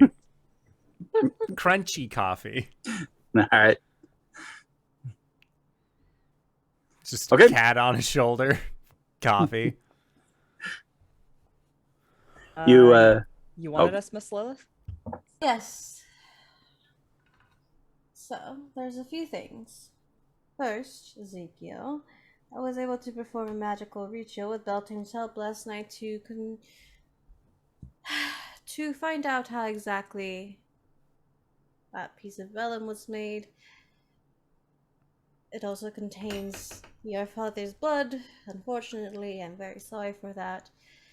It was a cult to Shayla, and while we may not have a huge lead on them, we know that they are connected because of the stars. You are star touch that has connection to her, and we may not know where this cult resides, but we know where one cult member does.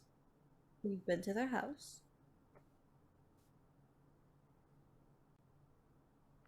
Second of all, when I sent Biggy Bad Wolf, your father, Dot, to go after this demon thing, he went with his people. It seems they are bringing up zombies that turned his boys into werewolf zombies, so we have that on our hands. He will be here shortly. I do apologize for the short notice, Miss Flannery. He has no idea of who you are. He's aware of your existence, just not who you are. Gotcha. Okay. And somehow, this is all tied to, point to the clarinet, that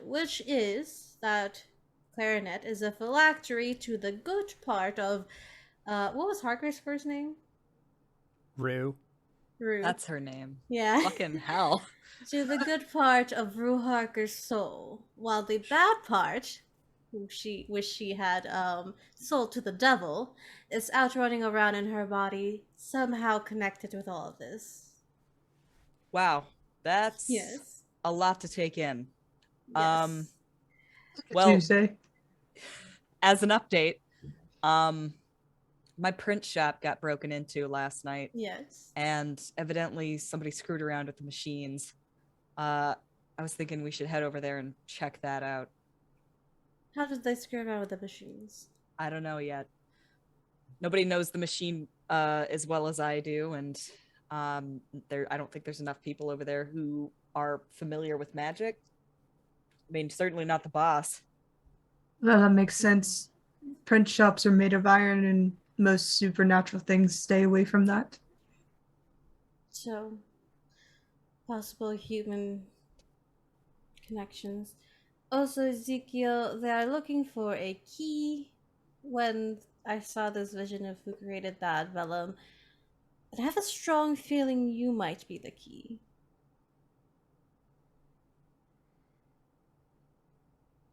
I don't really understand that part of the sentence. I'm a person, not a key.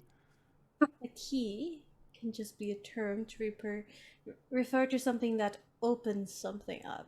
Your parents were clearly part of something. The only thing that's going to That be they opening is a can of used. whoop ass on that doctor next time I see him. Zeke, when sorry, Satan, real quick. When she said about the key, you get that flashback. We get that shaky cam flashback of you as the prince, like an undead prince, when you looked in the mirror. Oh yeah, And you see yourself as this undead. When she says that key part, that appears real quick in your mind, and like I said, we get that shaky cam vision of it, and then she continues, you may be, and you're like, only whoop ass, and as Yeah. whoop ass is coming out of your mouth, you realize, wait a minute. can of whoop ass. I won't deny you that pleasure. Huh. Yes. So key can be a people. He can Peoples a can be people. keys. Yes. Evidently, people can be clarinets. People can Yeah. be clarinets. Well, their souls can be. Cats can talk. Well, yes, that's their Souls natural aren't state. people. Meow, says the cat. Do you know anything about your family ever being magical or related to anything magical? As far as magical related to things magical, not particularly. I mean, I'm a little bit faster than most folks, don't get me wrong, but Oh yeah, speaking of, Dot's just gonna like walk over to him and like literally start sniffing. what the fuck are you doing? Don't be weird. Ask first. Consent is key. She's gonna try and get like some she's gonna try and get a read of magic off of him. All right. Yeah, hit me with an investigate. Okay. Hit me with your best sniff. Sniff, sniff, sniff. I'm gonna say Wolf's Instincts. I'm gonna say Book of Fables. I'm gonna say Eye for Details. Good. That is 2 3s. So 3, 3, and 3 makes a 9, baby. All right. So you're gonna get 3 clues, but you have to pick one of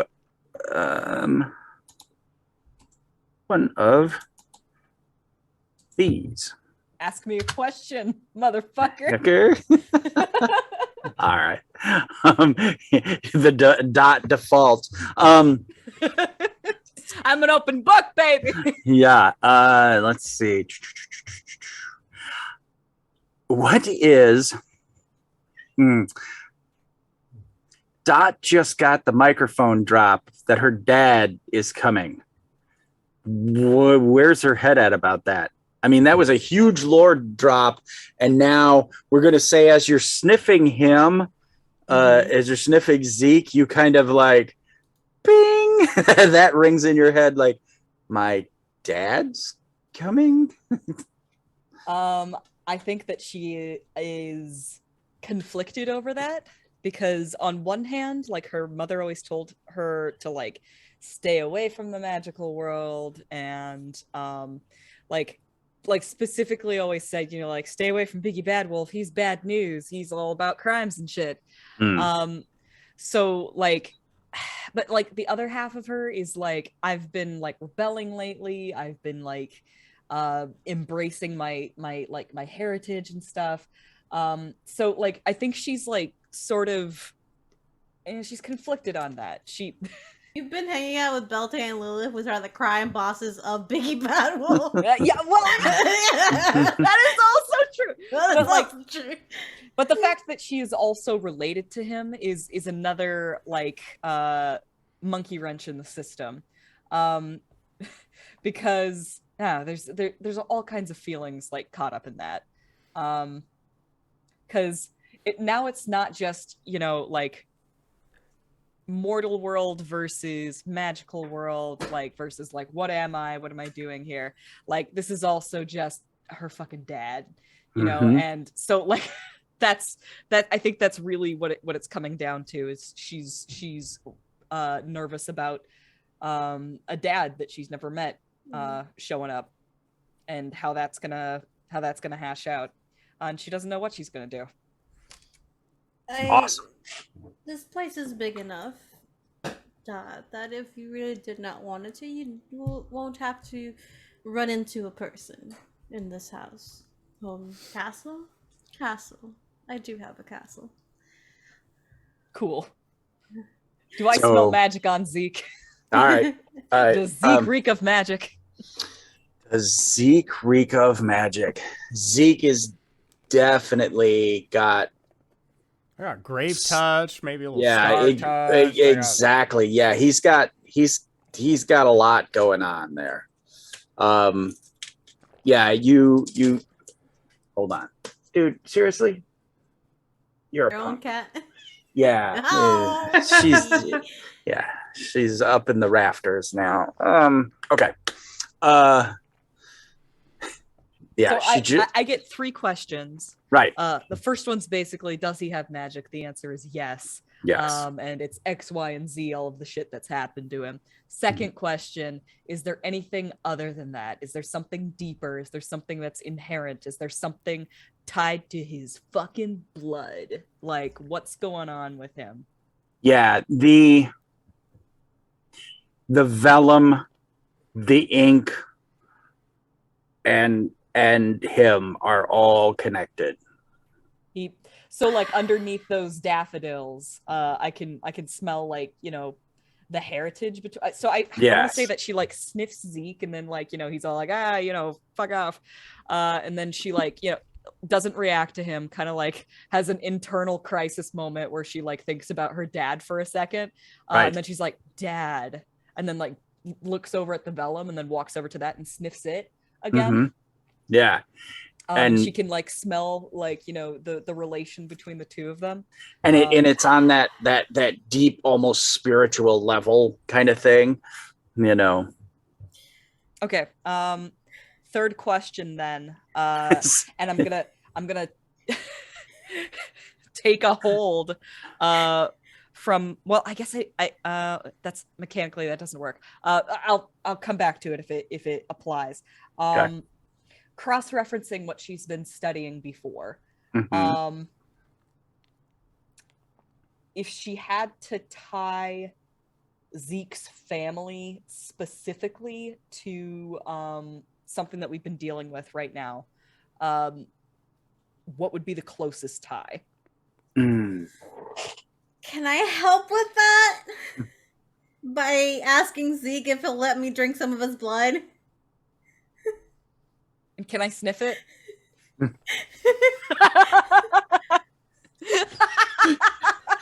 It's the consent hour, Zeke. She will very much ask. She's not just gonna like, but Mhm.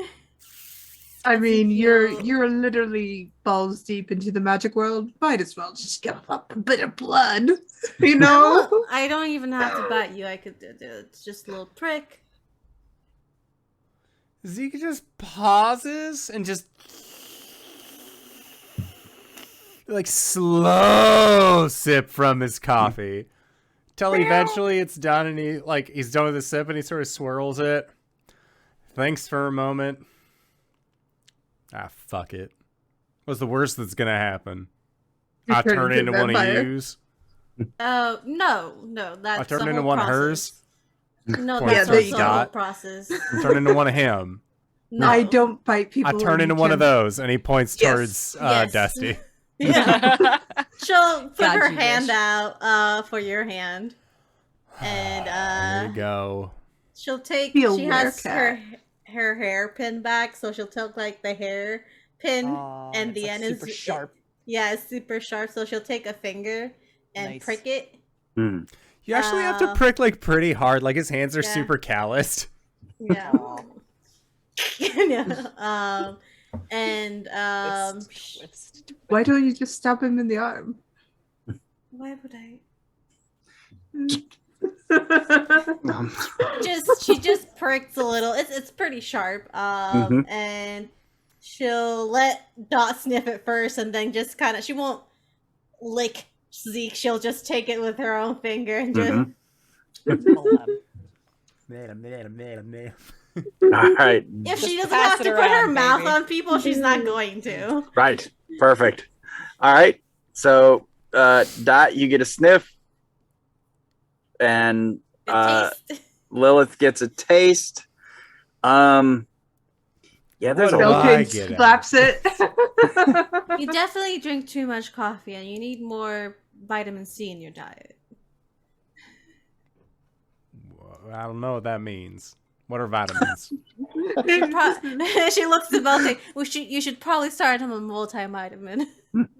Beltane starts pulling oranges and then pulls an apple out, then pulls what looks to be a kind of weird pink and green fruit with spikes, and it's like, not this one. This one's mine.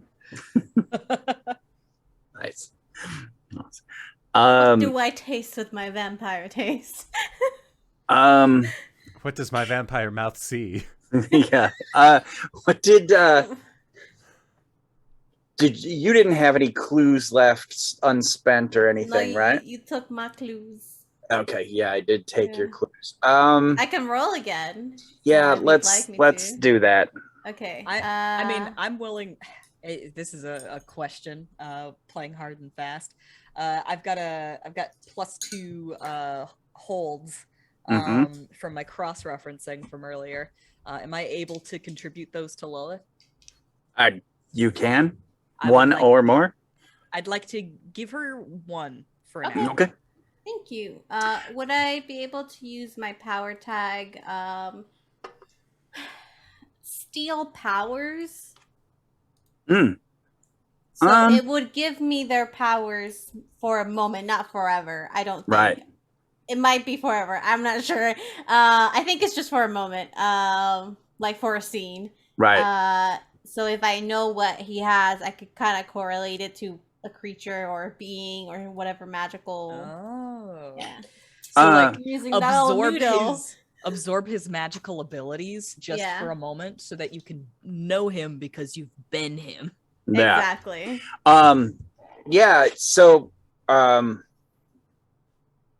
yeah, your perception quickens like even beyond, and you remember being in your beast form and being that freaking fast in ages past. I'm so sad she doesn't have a beast form anymore.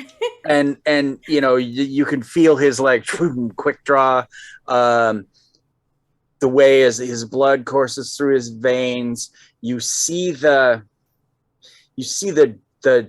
star touched and the graved touched bits and bobs. You see him, you see the mirror, you see him looking in the mirror, and his reflection being him in like some kind of death gown, but like princely garb with a circlet and such.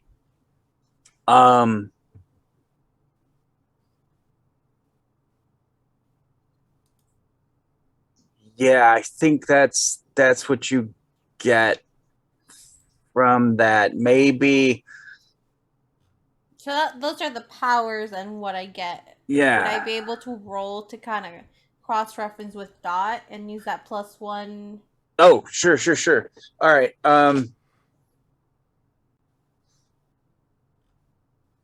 Yeah, I think what you, betwixt the two of you, maybe once you start to say, you know, there's this circlet and the clothing, and you start to describe that ceremony you saw before. Yeah. And there were these pillars of basalt, and there were runes on the pillars and such, and Dot, you're like, basalt pillars, and you start to go looking at your printer's tape, and you're able to pull a book, and you pull the book, and I have not written this yet, so we're gonna say you open it and you find a way to translate the primordial. There's like a subset of Syrian or something, and so the actual words you can't read quite yet, but you get to translate it. you get the key to translate the primordial. Well, you're definitely not just human, Ezekiel. No, I'm pretty sure I'm just me. No, you are Ezekiel. You're just not just human.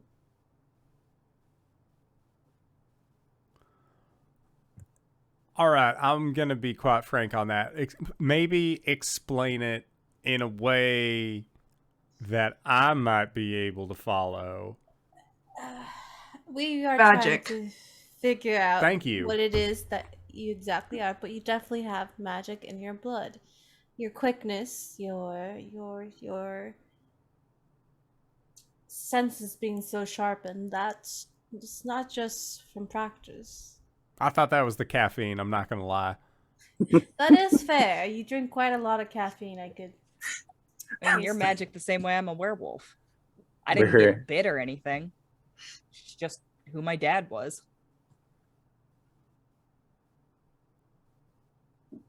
Speaking of, Whoops.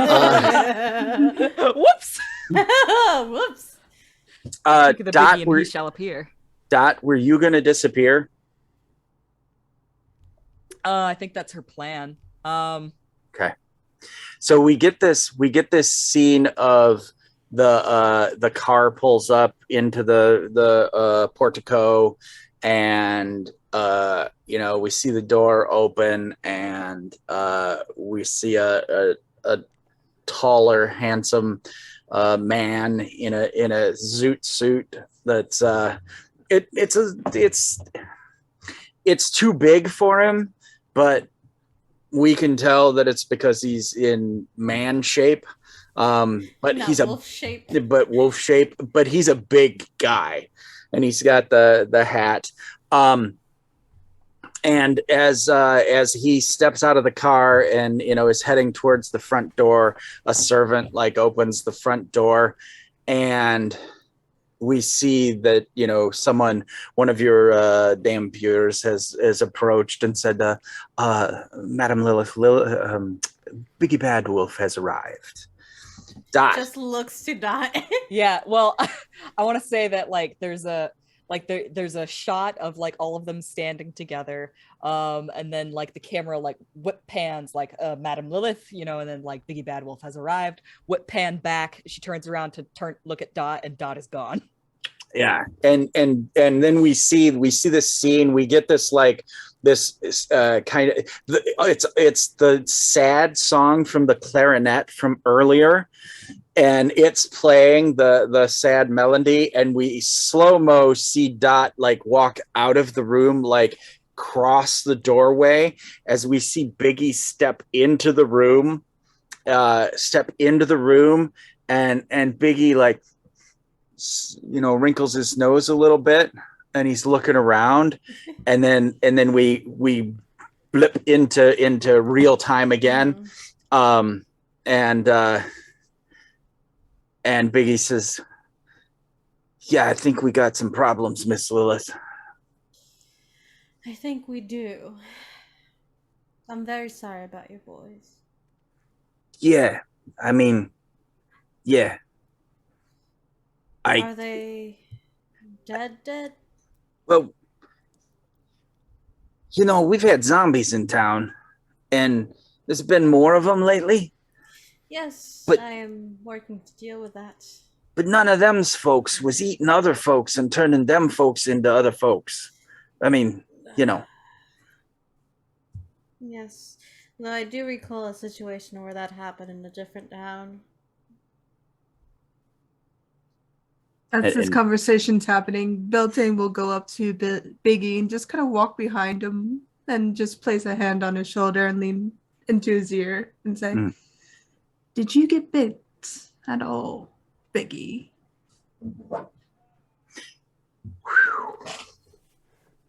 Take him behind the shed. No. No, Paul, let me do it. He's my paw. I'll do it. Yeah.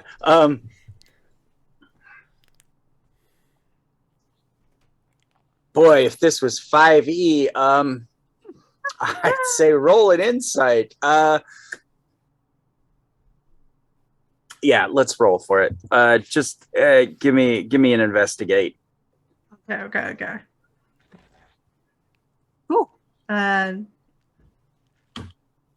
You're supposed to hydrate and posture check. Thank you, Raven. Yes. Oh, thanks.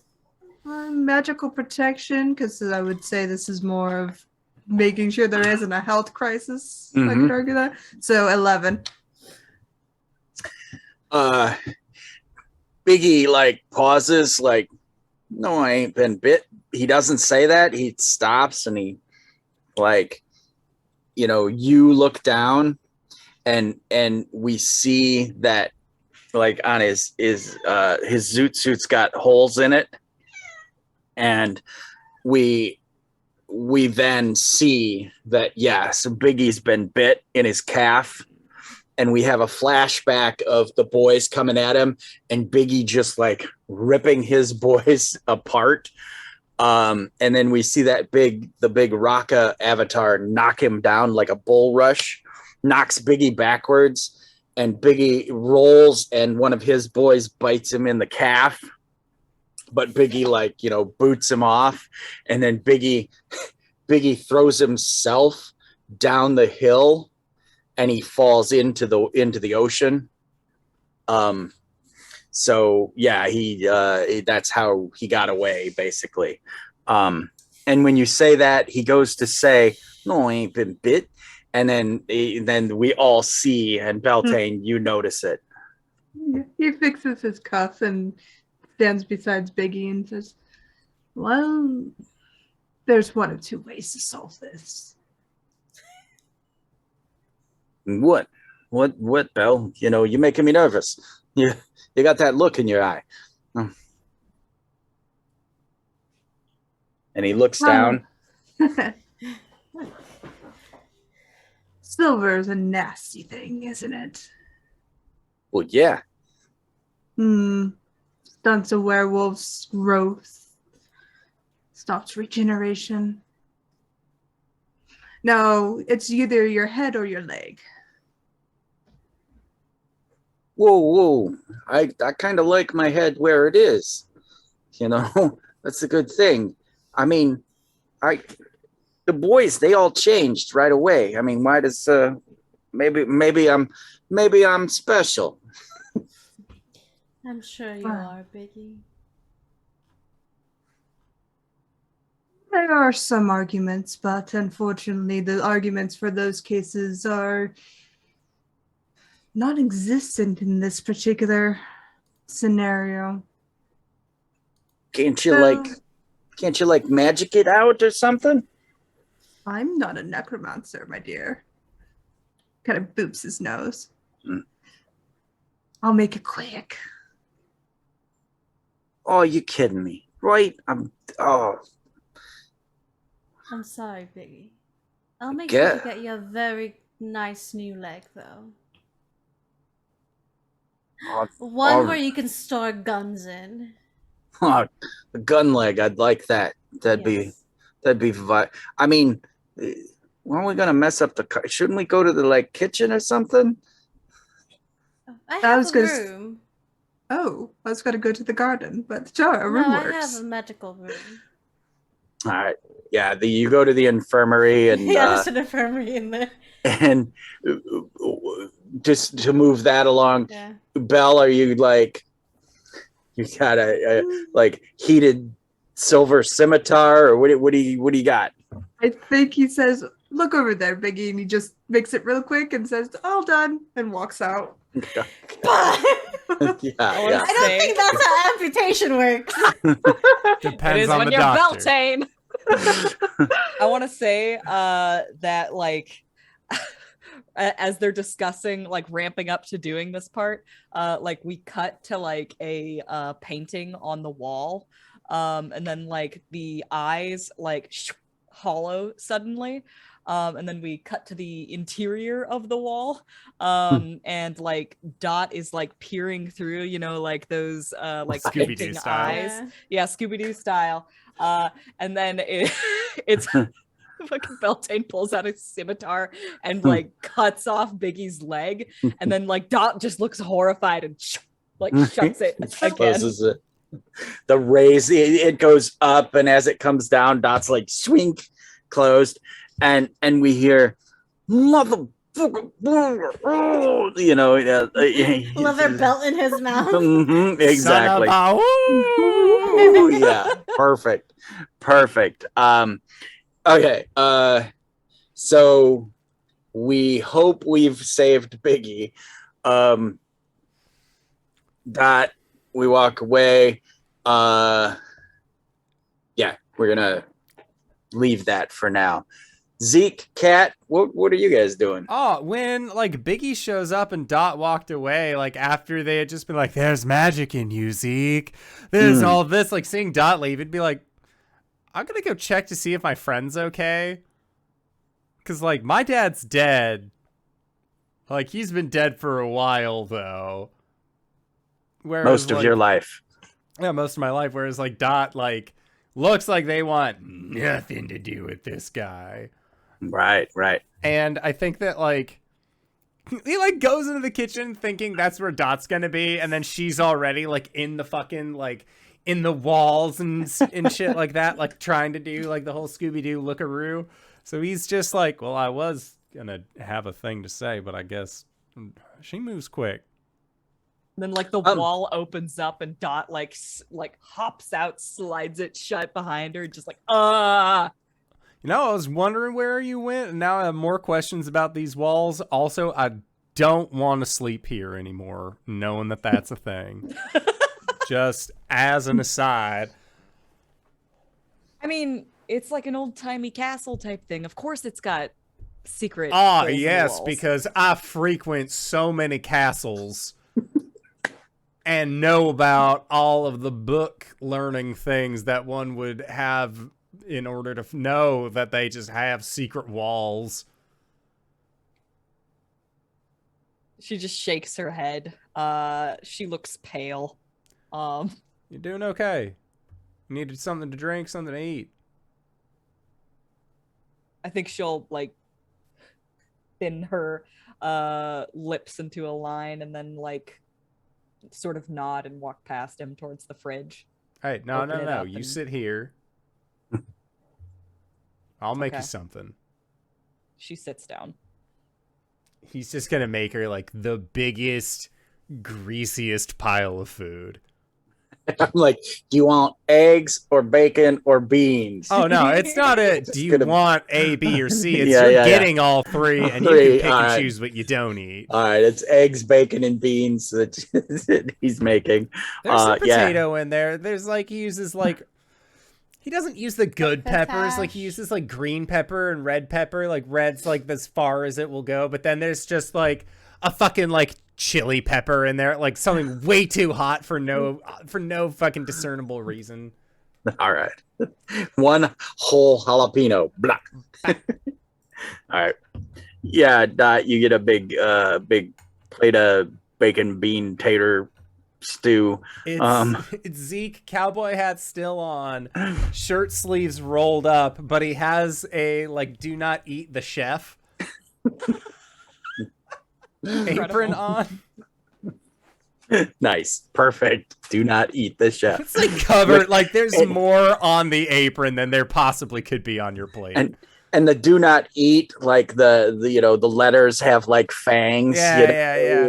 Stick it out of him, and it's in red. And he just slides that in front of you, and says, "That's supposed to be your old man in there."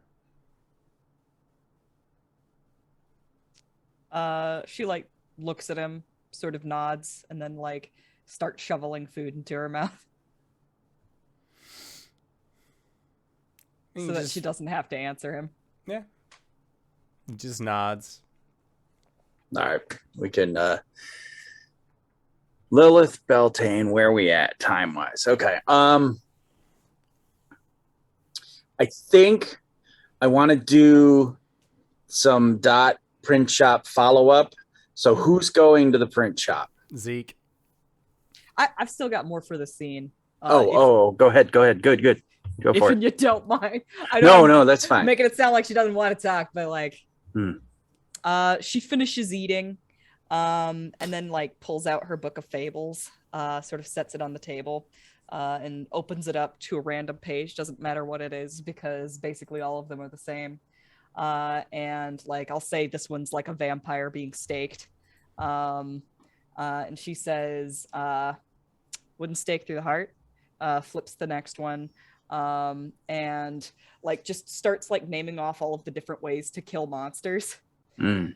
And she says, I've been thinking about why on earth my mom wouldn't tell me about this. And I always thought that she was scared of the monsters. But I'm starting to think that she's more scared of how the people treat the monsters. And she didn't want me to be that. Honestly, I thought that you were going to say that she was worried that you were going to take matters into your own hands with your old pa. But back where I'm from, we don't really... I mean, we have these stories. Sure. Thank you, Laws of Gods and Men, for the raid. Woo! Back where I'm from, we have these stories, sure. But we also have a few other things that go bump in the night that they don't really come to town so much. Weird deer. Cannibals that have gone a little bit too far down the path, if you know what I mean. They don't have a means to an end. I think that if your mom was trying to keep these stories from you, or at least tell you that these are just stories, I think that she was trying to be an optimist about the whole thing. Might be that she was waiting to tell you till you got older, but at least she was telling you about the things that, one way or another, had some way of defeating them. Now me, growing up where I did, he pulls out his pistol like he normally does. At the kitchen table. At the kitchen table, as you do. All right. There are lots of different big baddies that you go up against. All meet the same end. That doesn't make it easier.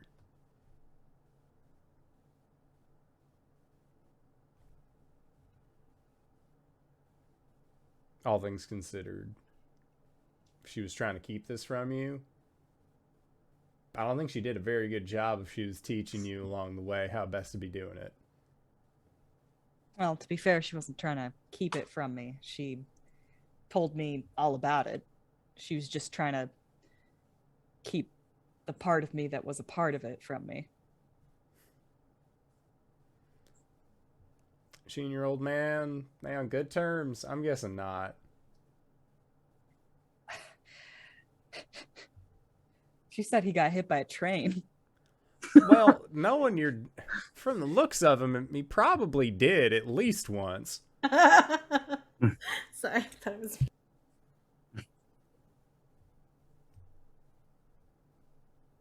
I mean, you're a werewolf who's in league with a vampire mobster.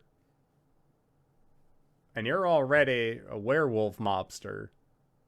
He's probably into booze and all sorts of other things here in town. Werewolf or no, she probably wouldn't have told you about him anyways. Doesn't seem exactly like a stand-up individual, werewolf or not. I guess that makes sense. But now that we know him, well, I mean, we all have the same boss, apparently. I guess the point I'm trying to make is, like, the magic world isn't so different from, you know, the flip side. There are good people and bad people, and the good people still need protecting. Implied whether they're monsters or not. Yeah. That's fair.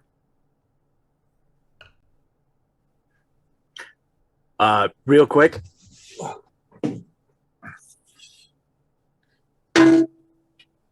Yay! Thanks for the raid. I didn't want to get in the middle of the scene. Yeah, so we're gonna go. Yeah, from there, I wanted to get to Dot's business. So that's the print shop. So who's going to the print shop? Zeke goes with. All right. Okay, Lilith and Beltane. If asked, she'll go, but if she just wants to go with Zeke, that's fine. Okay. But she'll tell him like, yeah, go together, don't go by yourselves. Also, just in case, people are probably gonna be after you, Ezekiel. Yeah, and if they're regular folk, I got iron for them, and if they ain't regular folk, I got silver. Well, I mean, silver's iron will very actually- particular. Yes. Sure. Iron will actually work on quite a number of magical Well, creatures. technically, the bullets are lead. Oh. If you get I'm- to... Then maybe we should get him some iron too. Silver's only working on very specific super. Honestly, You know what? It's fine. werewolves- Look, if I shoot them and they stop moving, it worked. It doesn't So- matter what it's made out of. So we do know that Zeke, your one pistol is a very special pistol. Yep. And at that point, I guess, kind of as this conversation's going on, we get that, that eagle screech, wah, wah, wah, kind of thing. And then, yeah, exactly. And then we swing in and we come through the holster of Zeke's silver firing gun. And we see inlaid in the pattern, the scroll work and whatnot, we see the runes that make it a very special monster fighting pistol. Cut from seeing that to, it kind of the screen split sort of thing. And Dot, you and Zeke are at the print shop, unless you stopped and asked Lilith to go with. Specifically, it is daylight. Yeah, it's probably the same day that Yep. Zeke woke up in Harker's office. I'd say that Dot would do a detour to go and pick up that part at her Okay. apartment. What are the chances of my apartment being ransacked? So that's where we were headed. Oh boy. Dot, you go to get to your weird attic, lofty apartment thing, and the door is just broken. The doorknob doesn't exist. It's probably under a table or something. It looks like something just like crushed the door open. like just pushed, and the whole knob and everything came off. And like I said, the knob assembly and the hunk of door that is the doorknob is under under the little breakfast nook like table. Bet you a whole $1 this had something to do with the doctor. She'll crawl up into her loft and poke around. First thing she's gonna do is look and see if that printer part is around, because that thing's expensive. Yeah, it's there. Your place has been turned upside down and sideways, mattress shredded and flipped off the bed, and things are every which direction. Basically somebody turned over the place, pulled all the drawers out, dumped whatever was in the drawers on the counter and on the floor, and the drawers are all sitting there like upside down and whatnot. I think that she's like upset for just a moment, but then she kind of like snaps into work mode, and she's gonna start nosing around and trying to like look for clues, specifically like try and see if she smells anything familiar. Ooh.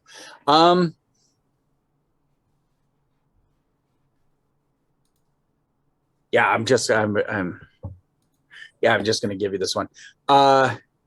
Yeah. I have a +3 to finding Dr. Yeah. Adson. Yeah, he was here. That rat. It's Dr. Ratson. Dr. Ratson was here. Do you have any other spare clues floating around? You mean like as far as like a hold going forward? Yeah. Still got one from my cross-referencing earlier. All right. Would you like to spend that, or do you want to attempt a new investigation roll? Yeah, let's go ahead and spend it. Okay. Yeah. Bizarrely, you smell the Raka avatar here and death. All right. Dr. Ratson was here, and also, oh my God, the guy from the VA. Not the guy with one arm, the one that was all chained up, shouting Raka. Which they never told you about running into. Yep. So. Whatever. We didn't let him out, did we? No, we left him there. We figured he wasn't doing any harm there, but I guess he is doing harm now. All right. Now, quick question. You don't have any, like, sneak hallways in your walls or anything, do you? Dude, I rented this place like a month ago. I don't know. Maybe it's one of those fancy city castles. Zeek draws both guns and puts bullets between all the paintings and pictures' eyes, you know. Yeah.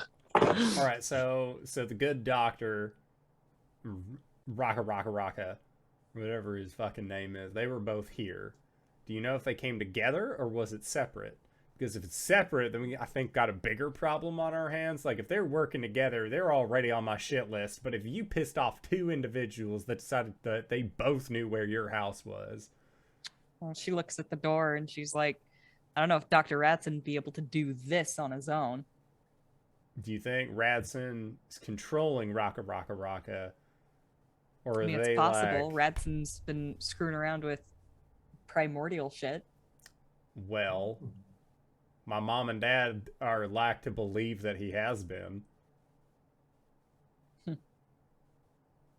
She nods. Let's call Lilith and fill her in. We call Lilith and fill her in. Perfect. Walk over to a payphone. Oh my God. You get It's a Beltane. rotary. What? Lilith. Oh, Belle? Yep. My house has been broken into. Tell Bella I say hi. Zeke says hi. Also, Tell my Zeke, house has hello. been broken into. Tell Zeke, does he like chicken dinner? I'm making a chicken dinner. I have a Beltane, feeling- who are you speaking to? have a feeling I'm you didn't- speaking to the kids. you They're didn't- out. I want to know if they Give want me- chicken no, dinner just tonight. Give me the phone. Hello. Oh, he holds it away. No, Dot's house No, has been broken I in. will- Holds it above her head. She'll just punch him in the squat. gut and then take it from him. There's Hello. just like sound of a struggle from the other side of the phone, and Dot's going like, "What did I get myself into?" Hello. He Lilith. always leaves his gut open. Yes. What can I do for you? My house has been broken into. It Leave my gun. I told her that. Shut Dot. up. was No, Dr. look. Ratson and that guy from Veterans Affairs, the Raka guy. Oh, fuck. Okay. He's the one that the Raka guy that got out and I hit created all him these with my car. zombies. You did not hit him with your car. You quite literally let him go. Jesus I hit him with my Christ. car, then let him go. Jesus Christ, this man. I'm just letting you know. Yes. Do you need assistance? Not for the time being. I'm Are okay you now, but I think sure? I'm gonna have to stay with you for a while. That is fine. But you staying with us anyways? Well, I extra need to stay with you now. Yes, that's fine. You can't hear this, Beltane. Shut the fuck up. My ear's literally next to yours. She just presses his face away. All right. Can you send some guys to my place and Yes, pick I will some send. stuff up? Yes, I'll send some people to your place. I'll also have some people around city. They'll be wearing a black suit with a red not Maple. a rose. What? Maple points to his. Lapel? Yes. Maple, like a leaf. They'll be wearing a red maple, sure, red maple leaf. Should stick out. If you need any help, they'll be around. Okay. Or just scream my name. Awesome. Thanks. Hold Okay. on a sec. Zeke, how do you feel about chicken for dinner? I love chicken. Is it right. dumplings or like rotisserie? I don't know. Like a I'll just tell him. kebab? Yeah, okay. That's no more. She looks down. She calls. She gets phone to Lilith. Hello, Lilith. Yes. Tell Beltane Zeke's cool with chicken. Zeke's cool with chicken. Awesome. We're having fish. Okay, we're having fish. Great. We'll see your guy soon. Okay, they'll be there in a moment. Stay there till they get there, and then a few of them will follow you to wherever you need to go. I lied. We're having chicken. Just shut up! I'm trying to have a phone call. All right. And cut. Print shop, guys with bags, grabbing everything Dot owns in her 1 month apartment. Yeah. Type thing. You guys, Dot and Zeek, a print shop. You go. Your boss is there. Dot. I didn't touch anything, and they point to press number 1, and they're like, "Oh, you brought the piece." Yep, here it is. Like she can carry it by herself, but she's having Zeke help her, so that she doesn't, like. Right. Pick out. Yeah. All right. And you look, and yeah, what is set on the press is all weird. It's all put in funny tapped into because that's the way it used to be done. Is you had these little metal letters, and you would tap it into these frames, and you would tighten the frames down, and then they would roll on the printing press. It's all still there, and whoever broke in set this up. Right. She's gonna kind of look at it for a hot second. Then she's gonna go and like check out her her type case, the one that's filled with all of the different like fonts and everything. Make sure that they didn't like mix them up or anything. And then she's gonna like get to work on the machine itself.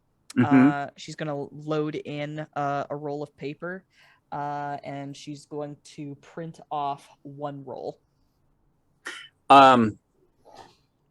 And so, yeah, you print off the whatever has been left there, and you're looking at it, and it just looks like gibberish. Give me an investigate.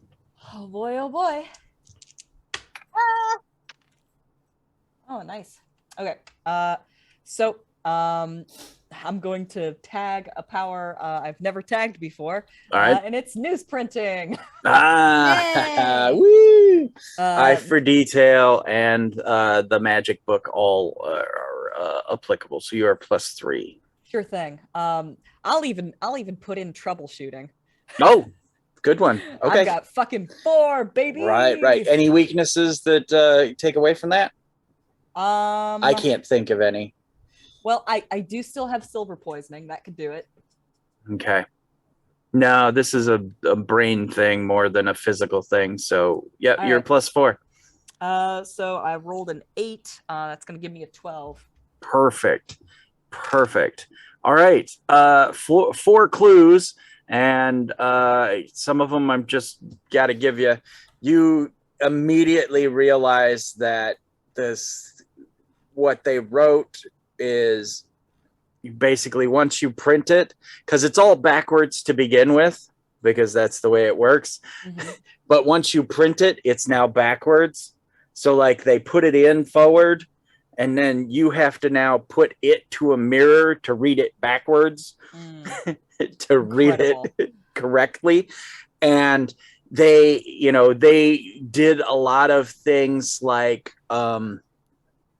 the way it's written in code is like we would use text now, like for the number 4 for the word for. And it basically reads that we know who you are. We know what you're doing. we will come for you, and we need the key. And then it says the fate of Cloveraft, the town, is in your hands. Meet us midnight at the new moon. The new moon isn't the new moon Lilith's bar? Not in this case. Okay. She's gonna fold up that piece of paper. And she's gonna ask the boss, has anybody else been able to read what's on the printer? No, we couldn't run the press because you did we were waiting for the part. Gotcha. She's going to she'll walk up to the printer, sort of knock a box underneath it, and then pull out the slide to let all the tiles fall. Okay. And she's gonna say, don't go to the police for this. I'm gonna have to take a bit more time off. And they start to roll their eyes, and then they get this compassionate kind of sigh, and they're like, so this has something to do with you? They lean in, so the other people can't hear. She just sort of grimaces a little bit, and she's like, remember when I told you that my dad was involved in some shady stuff? Yeah. It kind of has something to do with that. Okay, Dot, you're the best printer we ever had. And they give you a little pat on the shoulder kind of thing. And they're like, and in minutes, you got this thing back running. So, yeah, I mean, is she good to go? Can we use her? She should be good. Yeah, just let me know if anything ever goes wrong again. I'll be back. Okay. I mean, we always got a place for you. Take all the time you need. Thanks, boss. I mean, you're not getting paid, obviously. They don't say that part, but it's implied. I think she's on commission type of thing. Right. Got it. All right. She's not a salary girl. So then we get a scene of Biggy hitting the water and going down in werewolf zoot suit silhouette, moon above. We're seeing from below, we see him hit the water and he's splashing and he's sinking, and then we flash to the top of the hill, and the Raka avatar is looking down, and it says again, Raka, and we get translated shit. and that's where we'll go. He had the werewolves and zombies behind him like an army. Yeah, and that's where we'll cut. Fade to black. Oh, Credits roll. Good. Great. Love that for us, guys. Next week's gonna be wild. But with that, GB, thank you so much for running this game. This is incredible. I had a great time, but I always have a blast whenever you're on the channel. GB, where can we find you? What do you do? Greybeard of Greybeard's Tavern. You can find me on the Twitters and all the social medias and Twitch. For Sunday mornings, we play Wildermyth. Catch us there, Greybeard Tavern. Coming up, I do a podcast. Check anywhere you can, Spotify, Audible, or not Audible, any of the podcasts. It's, oh my God, I forgot the name of the show. Happy Time at the Old Timer Tavern? Happy Hour at the Old Timer Tavern. That one. We've got 40 episodes or so up. We got 80 years of experience between the two of us in Dungeons and Dragons and role play. So, come on by every other Tuesday at Lantern Noirs. That's it for me, GB. Hi everyone, my name's Zane, or Alyssa Vamp on the internet, and you can find me here Thursdays for the next few weeks, finishing up this game with these lovely people and this lovely GM. You can also find me Saturdays at 4:30 EST over at Valdrian's channel. We're coming back after a little bit of a break for the rest of our season of Dragon Age, the 26th of February. And Sunday mornings over at the Hype Goblin, you can find me there at 10 a.m. EST, where I run a homebrew D&D 5e game for a few of my friends. And for now, that's it. If I have anything else, you can find it on my Twitter, which is Alyssa Vamp with 2 P's down there. The awesome overlay. And I also do art, which I'll post sometimes. Yay, that's me. Everybody, I'm Wings, also known as Danae Keener. You can find me at DanaeKeener.com. I do nerdy drawings, mostly related to D&D and a lot of things on this channel. You can also find me at Danae Keener on Twitter. I've got a pinned tweet there that says all of the games that I'm in. And occasionally there's art also posted there. DanaeKeener.com. Hi, I'm Jen, and you can find me here on Thursdays playing Beltane Hawthorne, and on Sunday over at the Hepgoblin channel playing Anthony Silverhorn. He's in Satan's game, and it's really fun. Come check us out. And if you've made it this far, you probably already know who I am. But if you don't, hey Acorns, what's up? It's me, your buddy, your pal, your friend, the Indoor Adventurer, the showrunner here at twitch.tv/Indoor Adventures. We do shows like this on Monday and Thursday at 5:30 p.m. Pacific Standard Time, as well as on Sundays at 7 o'clock p.m. Pacific Standard Time. If this is your first time joining us, you can go to youtube.com/Indoor Adventures to check up on all of the after shows of each, or to check up on all of the VODs of each of the games that we have played up until this point, including full playthroughs of a bunch of D&D content, as well as everything that you have seen on this show. We also have an after show going on, like I mentioned, called Nights in the Courtyard, where we answer questions not only from each other, but also from the community. So if you would like to ask us a question for either myself or any of these other fine folk, feel free to join us on our Discord. The link can be found in the Twitch chat to the side or in the description of this video or audio cast down below. Posted in our questions for the Quartz chat, and we will do our best to respond in kind. But we are going to be heading out for the evening, so I'd just like to say once again, GB, thank you so much for running this game. Thank you to these players for putting up with our bullshit, and thank you to everybody who decided to stop on by, because we couldn't do shows like this without y'all. So with that, I'd like to say thank you, and we'll see you all next time. All right, everybody. Bye-bye!